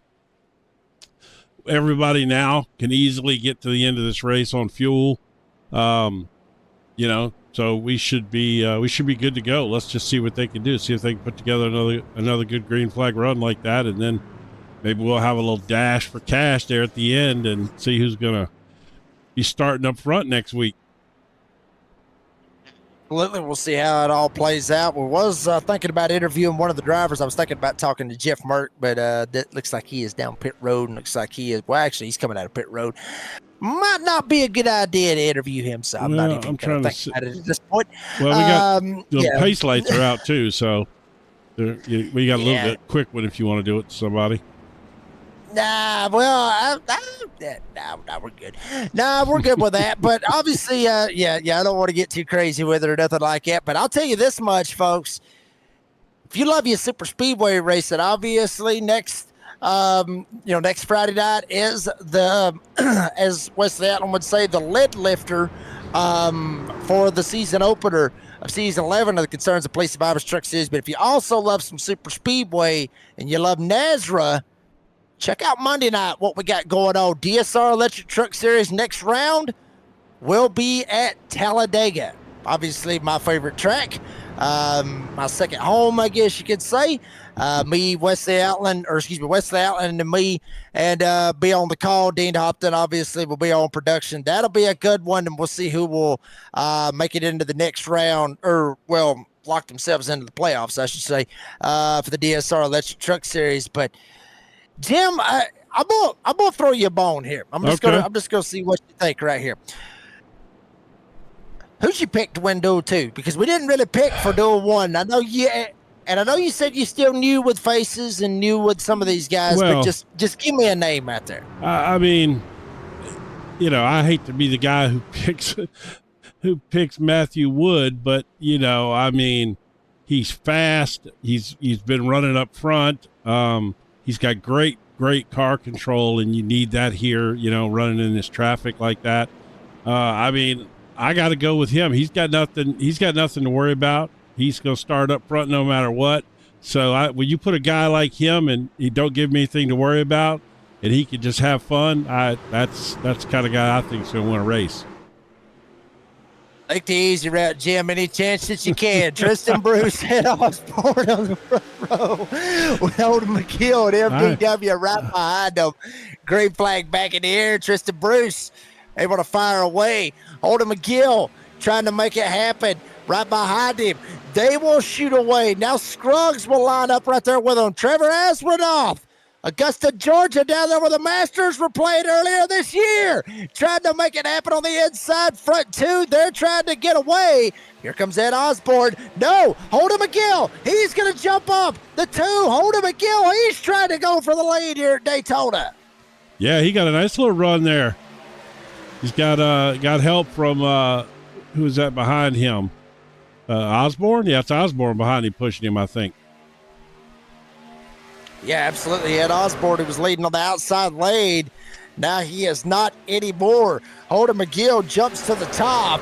Tristan Bruce going to lead him another lap with Dustin Scruggs lined up behind him. Trevor Asbernoth right there. Obviously, MDW up here in the mix as well. And the 10 of Austin McKinnon. I talked about him a while ago. Michael talked about it as well. Old Triple M, if you will. Michael McKinnon talked about it. His son racing in this, and his son, Austin McKinnon, in the 10, racing right here as well. And the younger McKinnon looking pretty good up here, racing with the leaders in the number 10 C.O.P.S truck. That's good Looks looking like truck he may too. have a shot right here. Yeah, very, very nice looking truck. Right Yeah, I like there. that. I like that truck a lot. Obviously, I'm a big purple fan. Go Tigers. Had to get that in there when I could, you know. Yeah. I had to, you know. But no, that's a fine looking truck. It's simple, but it's good looking paint scheme. There's a lot of good trucks in this. That 99 truck back there is really good looking. 21, that Wood Brothers truck over there is a good looking truck. Yeah, MDW always comes out with some killer paint schemes. That's one thing always here at NASRA that you see is always trucks that really match the driver that's driving them. And one driver that's really making a good looking paint scheme is that 11 down on the inside, and he is going for the lead, trying to make it look good out front. Dustin Scruggs in the 11 jumped out from behind Tristan Bruce. We'll try to jump up here and take hold of the lead with Astronaut lined up right behind him. Bruce, he's got help on the inside. He's got Holden McGill lined up with him. Actually, they're on the outside. But Dustin Scruggs, clear, all clear. He goes to the front. Astronaut wearing out his tailgate. You see it riding on board with 89. Trevor Astronaut hit him so hard right there, knocked him clear away from the front bumper. But now the outside forms back up. Bruce, McGill, they're going to take a shot at him in the middle of 3 and 4. Yeah, these I tell you what, this is some good racing. I mean, these guys they're able to push each other. These trucks are not squirming all over the place like we like we saw a little bit more in the first race. I mean, they are obviously, but they're changing lanes effectively. You know, this is some good, really good super speedway racing right here. This is the kind of racing right here that you absolutely love. As now we may see a little 3 wide. Here we go. Maybe mixing it up as we're not stuck in the middle. Kermit the Frog, Luke Smith taking a shot to the outside. Tiny Horse slipping back a little bit. See something he doesn't like. And there you see Jeff Merck right there to the right of your screen in the 60. Just like Brandon Broadfoot said out there in the live chat. He is immortal. He will be back up there. I'm telling you, I've watched it numerous times, Jim. I've seen that 60 have some of the hardest hits and still come out of this sucker with a podium. I've seen it numerous times. Look what happened to him at Bristol. He got wrecked like 10 times at Bristol, and he still got a podium. Yeah, that's what I'm saying. He is immortal. He is absolutely immortal. So Jeff Merck up here in the mix as well, running in the 7th spot. Very prime position to get him a podium, or possibly even a win, but Ed Osborne thinking different about that, as well as Trevor Astronaut, as well as Tristan Bruce, Holden McGill, Shane Trotter, a name we haven't talked about, up here in the number 8, sitting inside the top 5 as well, but Ed Osborne, everybody's chasing him as they hit the stripe, coming this time, 11 laps to go here in duel number 2 to decide the outside row for the big 250 next week. I'll tell you what, we have not seen anything on that outside line work yet. I mean, we got somebody up there, they're scraping the wall, trying to get something going. They're not, obviously that's not going to happen. But every time that the third line has formed in this race, it has not worked like it did in the previous race. And I think that is probably because these guys down on these lower 2 lines are pushing each other more effectively. Like, well, I'm not sure why he jumped out there unless he wanted to go to the back for some reason, because that's where he's headed. Shane Trotter just bailed. I'm not sure. I guess he didn't want to be up there. I mean, Jim, I've been in those situations before. And, well, I mean, you may be up there kind of in the middle, maybe up there on the top side, or maybe even on the bottom side. I see John Freeman do it a while ago, where maybe there's just something you're looking at, and you just go, I don't want to be in the middle of that. And I've seen it numerous times where people just drop to the bottom. I've done it. There it is. There it is. It might have been the right place to call it. MTW, Ed Osborne, Austin McKinnon in the 10 sliding down the back stretch. They hit the inside wall. Matthew And we got another throw caution. Oh my goodness. Yeah, that was a bunch of them right there, wasn't it? All right, let's see. Let's go to our chopper cam here and see what happened. Let's see what happened as MDW. He looked like right there. You saw the there it smoke. is. Who's that? That black and white truck there is who I think black, white, and red it looked like. Let's see if we get something a little closer maybe. All right, let's try this and see what we got. See what we got right here. Oh, wow. I look like Ed Osborne might have got tagged and might have got sent up the hill on the back. I think that was Osborne, yeah. Yeah, it was Osborne. Now, I don't know if he got hit or not, though. That's the thing. I think he wiggled a little bit and then might have got hit, you know. All right, let's see here. We're going to go there and we're going to go find where his head. Yeah. Oh, yeah, once he got it wiggling, man, he was taking him out with that tail end. Like a couple of others might have got involved in that one as well. There you see Shane Trotter, and we saw Shane Trotter a second ago, Jim. Yeah, bail out, I know.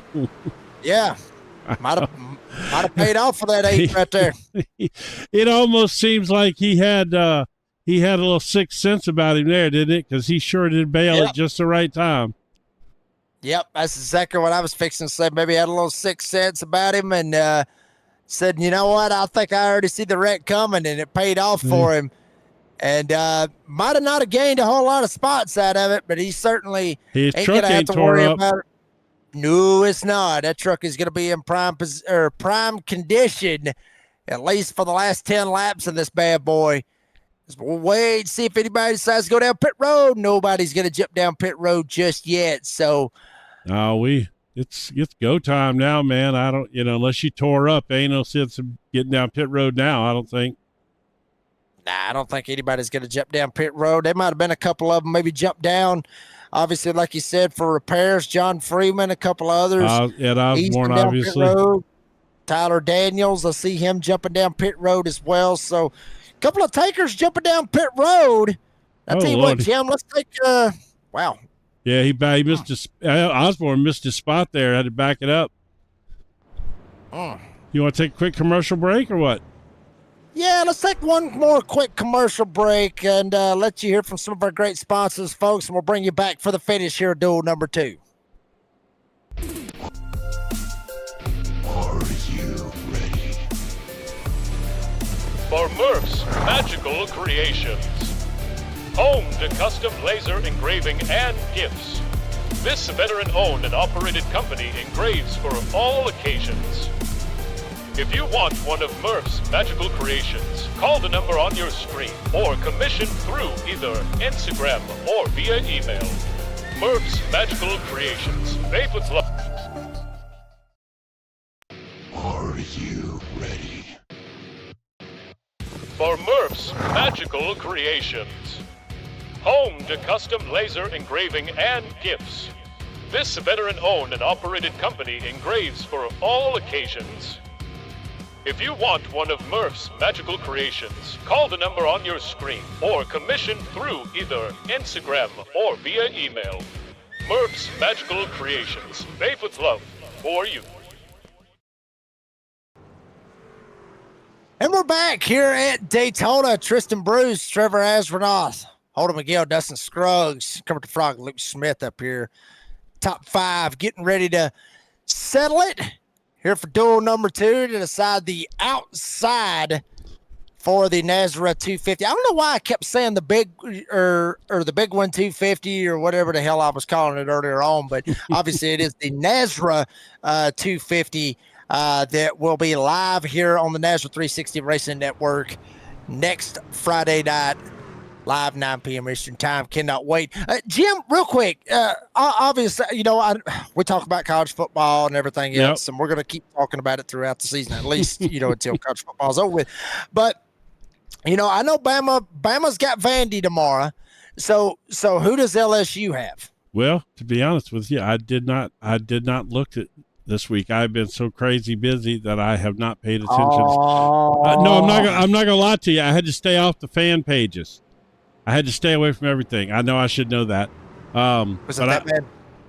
Oh man, LSU fans are the worst when we lose. I mean, they really are, man. It's I'm sure you used to it with Bama fans too. You know, heck, at the end, they were ready to fire Nick Saban. You know, I mean, yeah. To be honest, I have not even paid attention at all this week. It's been I had some doctor's appointments, so I had other stuff on my mind. But still, it's I don't know who do we. Well, have? y'all got a bye week. Y'all got a bye week. That's why I wasn't paying attention. See, I knew that. But no, seriously, man, I can't go on the fan pages when we lose, because I'll be wanting I want to comment on everybody. You know, every time somebody says something nasty, I want to comment. You know.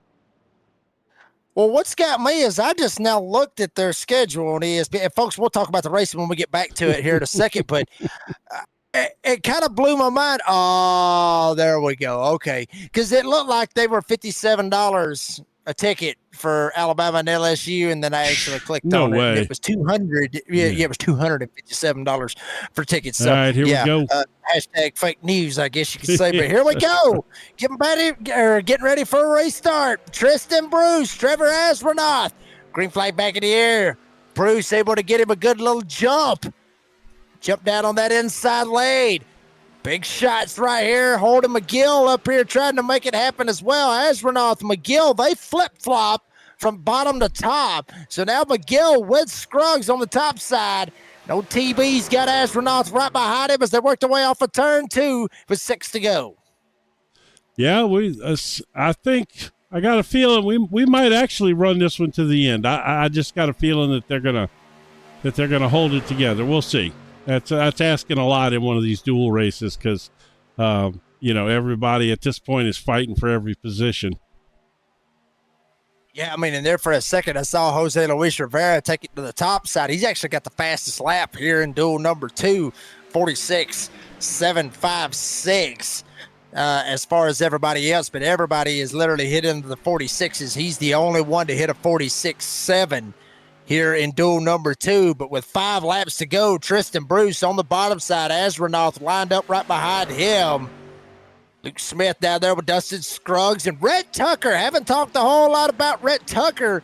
You see him down there on the bottom side in the 99, but he's really 29 by timing and scoring, up 10 spots from where he started.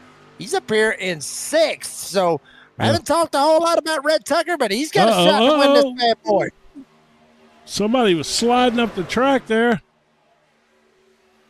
All right, we're good. Okay. Might have been Tiny Horse Ryan Johnson, but the battle for the lead is still on. Asronoff up on the top side.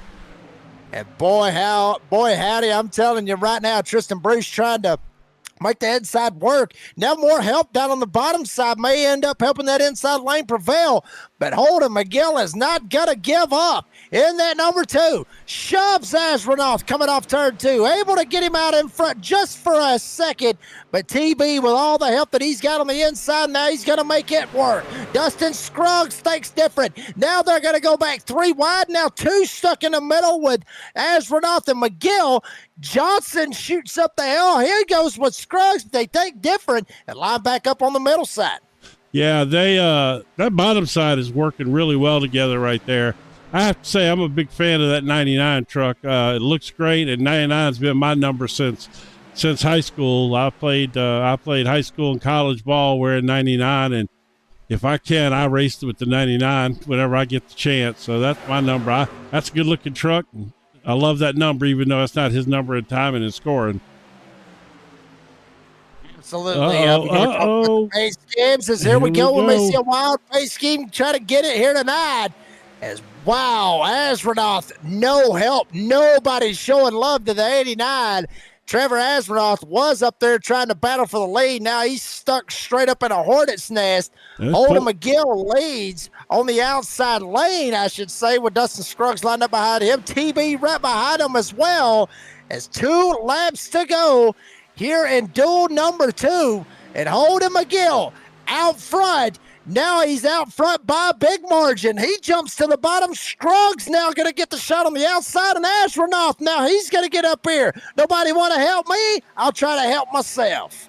Yeah, that was a good move right there. But I got a feeling that you're going to see McGill and Tristan Bruce here come back strong right here. They're just getting hooked up together, and we know that Bruce is fast and can push. So we're going to see. I think they're going to make a good run at it right here. Yeah, pretty good little run. We'll see if they're able to make it all the way back, at least get to the white flag, and we may have very, very interesting finish to decide duel number 2. So we are going to get a green flag finish out of it. Final lap of duel number 2 to set the outside lane for the NASRA 250 next Friday night live on the NASRA 360 Racing Network. Shane Trotter shoots up the hill. Rivera's got to get out of the gas.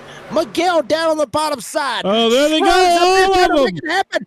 Scruggs flips, barrel rolling down the backstretch. Tiny Horse Ryan Johnson able to squeak away with the lead. Ed Osborne lined right up on his tailgate. Tristan Bruce TB trying to make it happen as well. Ed Osborne lined right up behind Tiny Horse. One last shot for Osborne. Off turn number 4. Will he make the move? Looking to the outside. Fakes different. Jumps down to the bottom. Maybe a photo finish at the line. Oh. Tiny Horse Ryan Johnson. By a fender. We'll call it that. Tiny Horse Ryan Johnson by a fender, able to get Ed Osborne by 1/100th of a second, or 1400ths of a second, I should say, over to Ed Osborne. Tristan Bruce, Luke Smith, and Shane Trotter in the 8 coming home with the top 5 in duel 2. Wow. Okay, that was really good there. Let's see. See if we can get a good shot of that right here. Look at this. Boy, I tell you, he played that out perfect. If he'd had another 100 yards, I think he might have got him. Wow. Yeah, I mean, at the start finish line, if this would have been Talladega there, we'd be talking to Ed Osborne for the race leader or the race winner right there. Do you know why the start finish line at Talladega is down there where it's at? Because they wanted to be different than Daytona. I don't know. I'll tell you what. I really don't know. I can't believe I don't know it. When we get to Talladega, right, this year, we'll be at Talladega, I'm sure. So, yeah. When we go to Talladega, we'll talk about that. I'll tell you the story. I know the real true story of why that start finish line is down there, and I'll share that with you during the Talladega race. So we'll have some fun with that. Yep, he's gonna have to Google it, folks. I got it. No. I mean, I'll tell you now if you want to know, but I do know the real true story. All right. Well, there you go. There's your race results. Tiny Horse Ryan Johnson coming out with a win. Ed Osborne second. Tristan Bruce third. Luke Smith, the Kermit the Frog here, will finish 4th. And then obviously Shane Trotter, we talked about them getting top 5s. Trevor Astronaut, we saw that big wreck right there on the backstretch. Scruggs got flipped up in the air. Well, maybe we can get a replay of that here in just a little bit. But Trevor Astronaut able to help himself and get a 6th here tonight with John Freeman finishing 7th. Jose Luis Rivera had the fastest lap of the race. He will finish 8th with Holden McGill, who was in position to possibly also get him one here tonight, but unfortunately will finish 9th for him, and Tyler Daniels rounds out the top 10. Eric Zimmerman, Rhett Tucker, Dustin Scruggs, who was on his lid, Matthew David Wood, Jeff Merck was out with too much damage, and also Austin McKinnon as well. 16 drivers that was in duel number 2. Cody Knott decided he had other things to do, which he obviously did. He talked to us about it. He had other things to take care of. And obviously TJ Moore was race director. We'll check this real quick out one more time. Let's see this wreck and see what happened right here, because they were 2 wide. They were, looking 3 wide and all kinds of stuff. I mean, Jim set it up right. Well, damn, it happened as quick as it did right there. Look at that, man. Ooh, I tell you what, man. I love sim racing. It's so, but I love broadcasting sim racing because, you ain't got to worry about nobody getting hurt. We just get to enjoy some crazy crashes like that, and we ain't got to worry about nobody getting hurt. It's just fun.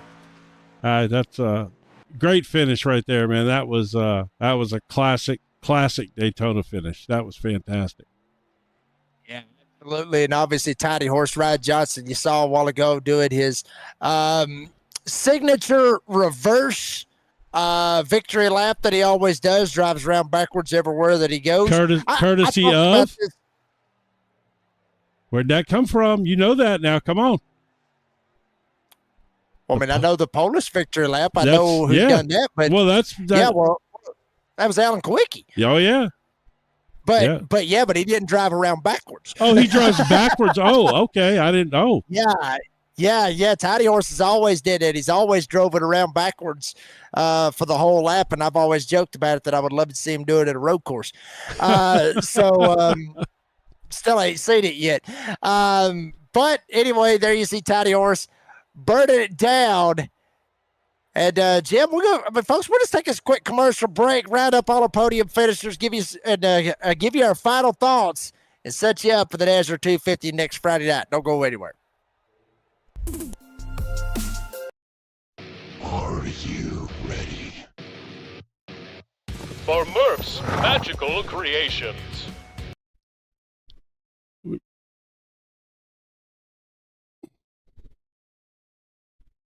Ah, okay. Yeah.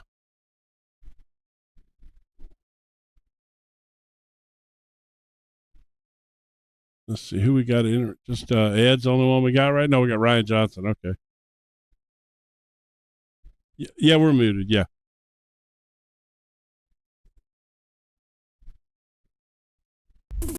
Yeah. Starbase 1552 Comics.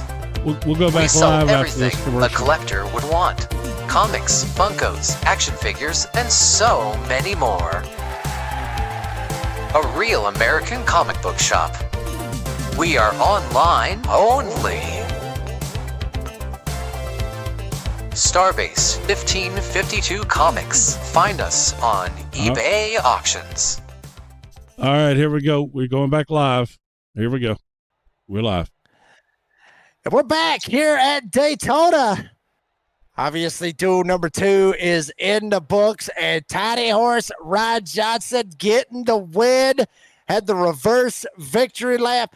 Ryan, congratulations on the win. Tell us about it. And real quick, Jim didn't even know that you do the reverse victory lap. He thought you done it like Alan Kwiecki. I said, no, he actually throws it in reverse and tries to go around the track backwards. He didn't know that. And then that's when I told him, I said, well, I've been waiting on Ryan to win a damn road course because I want to see him driving around backwards. But anyway, but Ryan, I mean, congratulations on the win. Tell us about it.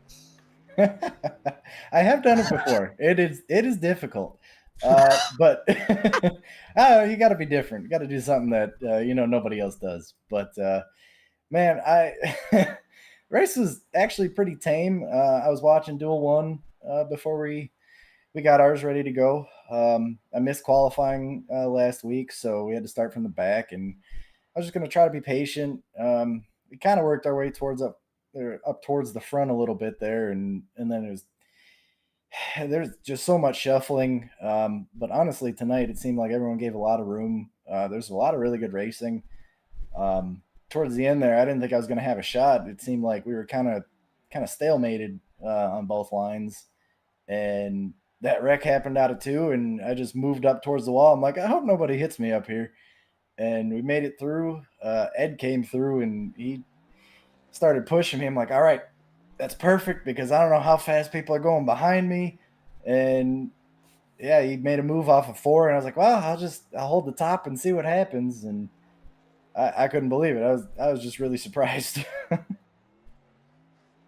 Jim, you got anything for Ryan? No, man. I tell you, I just put the reverse victory lap on just to watch it. That is pretty cool. I've never seen anyone do that, and so yeah, that's a nice twist on it. I like that. Good job though tonight, man. Solid run. Thank you. Tidy Horse Ryan Johnson, buddy, you get duel number 2 win. Congratulations on the duel number 2 win. Appreciate your time. And before we let you go, obviously, you know how it is. Thank your sponsors and these shout outs. Yes, sir. I just got to thank everyone at NASRA putting this on. You guys have been the booth for broadcasting. Blue Lights team, we're back this season. That Josh Suss put together. My teammates and our team sponsors, Murph's Magical Creations, Concerns of Police Survivors, Starbase 1552 Comics, Florida Cabinet Distributors on the truck again, Cofield Asphalt Refinishing, Cofield Supply and Service, and everyone tuning in, watching, and all the drivers for a good race. Well, Tiny Horse Ryan Johnson, believe it or not, with Florida Cabinet Distributors on the truck and Florida Cabinet Distributors Victor Lane. You cannot make this up, but it is what it is. But Ryan, buddy, I had to do it. Sorry, Ryan. Ryan, buddy, appreciate your time. Congratulations on the win. We'll see you back here at Daytona next week. I appreciate you, buddy. That was Tiny Horse Ryan Johnson with the win here tonight. Now we'll go to second place finisher, and that is Ed Osborne. Eddie, baby, what a race right there. You get you a second here tonight. Tell us about it. Yeah, that was a lot of fun for sure. I hope the next one goes that well. I think it was like lap 24 or 25. I got a little net code going on there, and I thought it was over. But I had like 30 seconds of damage, got that fixed up, and was able to come back there. So I love the super speedway racing. I'm not as high a caliber a driver as most of these guys are. There are really good drivers in here. So I just race so I can become better myself, you know. But I love the super speedway racing with these guys. It's the only time I have a chance. And I usually run up front, but I usually end up in a mess. Not tonight. Yeah, you were. I was to say you put your truck up there where it needed to be towards the end of the race, and you were able to stay out of all that trouble. I have to say your duel was a lot cleaner. Nothing against anybody in the first race or anything, but y'all just were a lot cleaner. The trucks weren't moving around as much. Y'all were holding them in a better line. It was like in the first race they were like on the edge of wrecking many times during the race where they didn't, but they were so close. Whereas you guys just seemed to, they were holding steady lines for the most part, and you weren't, you didn't have guys just flip flopping lanes as much. It just looked like a much calmer, duel overall. So, but yeah, congratulations. Yeah, we appreciate that a whole lot. It's good to finally be up here and get to talk to you guys some. Yeah, absolutely. Well, Ed, buddy, I'm telling you what. I mean, we saw you right there coming to the wide. Or coming to the checkered. I mean, all the chaos, able to shoot by it and everything else. And don't put yourself down. I mean, I know you said you're not as top caliber of a driver as some of these guys, buddy. You've been around for a while. You're just as good as some of these guys is. So don't put yourself down in any way, shape, fashion, or form. Hey, you pay your money just like everybody else does. Okay, so you're good to go, man. These guys with NASRA and you guys, this is a special thing that's going on here, and I'm just glad to be a part of it. Absolutely, I agree with you on that. Well, yeah, buddy, congratulations on second place. Appreciate your time. Before we let you go, thank your sponsors and these shout outs, bud. Yeah, just a big thank you to Chris Blanchard's Towing. We've come back together with up front on Friday nights, so it's going to be me and him and Steven, I think so right now anyway, but looking forward to it. Big shout out to you guys, man. Y'all do an amazing job, and to all the guys that put on the show with NASRA, Brady and Cody and everyone else, man. Y'all do a fantastic job. I'm glad to be a part of it. Well, Ed Osborne comes home with second here tonight, Eddie. Appreciate your time. Congratulations on that podium finish, baby. We'll see you back here at Daytona next week. Yes, sir. That was Ed Osborne comes home with second here tonight. Now we'll go to P3, which is Tristan Bruce. Had to run him down there for a minute. Didn't know where the hell he was, but we finally got him back up in here. Oh, TB or T Bruce out there.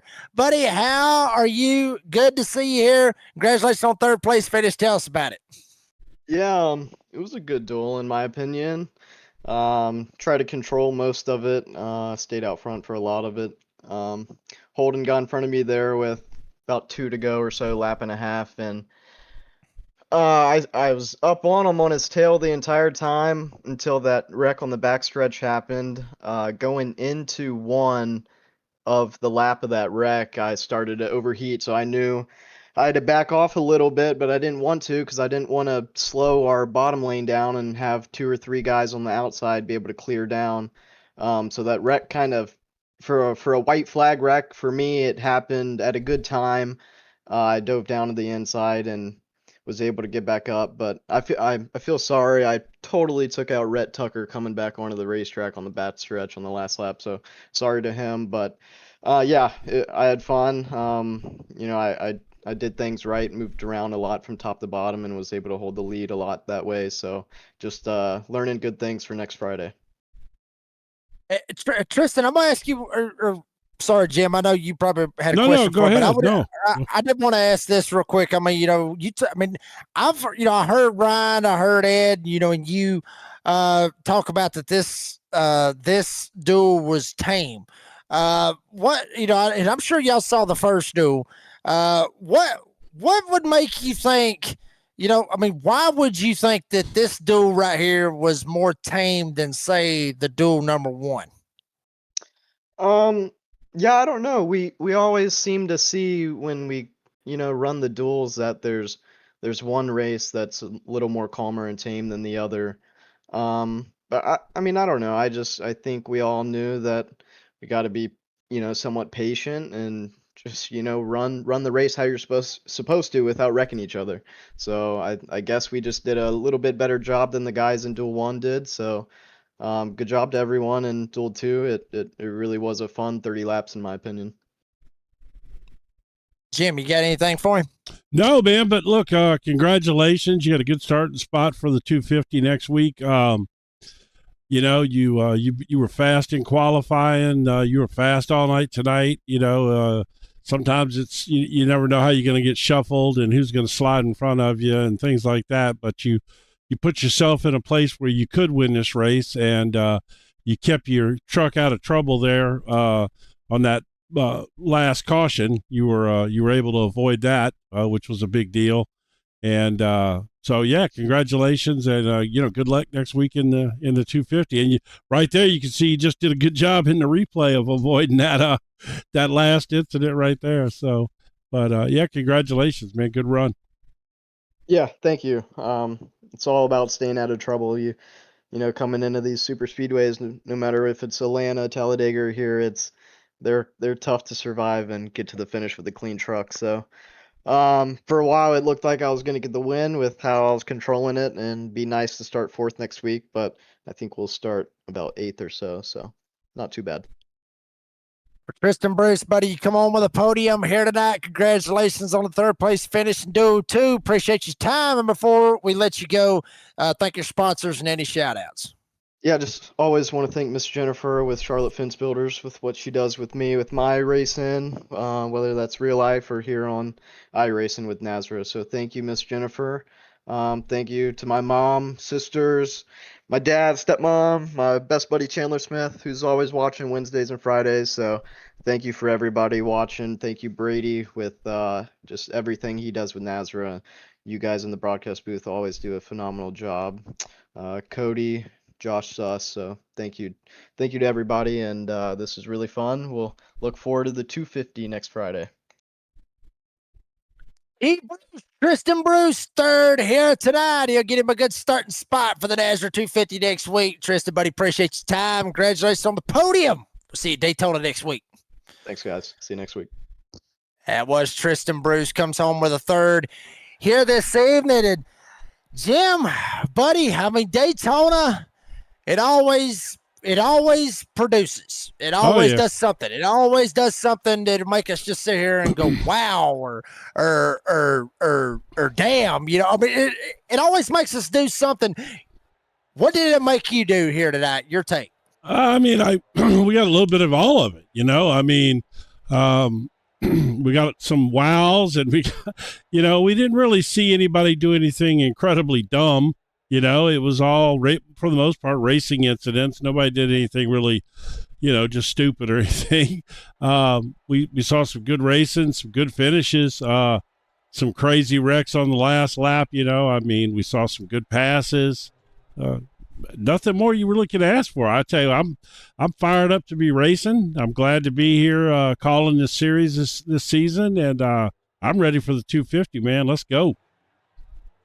Absolutely. I think a lot of people's ready for that 250 to go ahead and get season 11 of the Concerns of Police Survivors Truck Series ready to rock and roll and see who's going to win the championship, who's going to win the NASRA 250, who's going to win this, who's going to win that.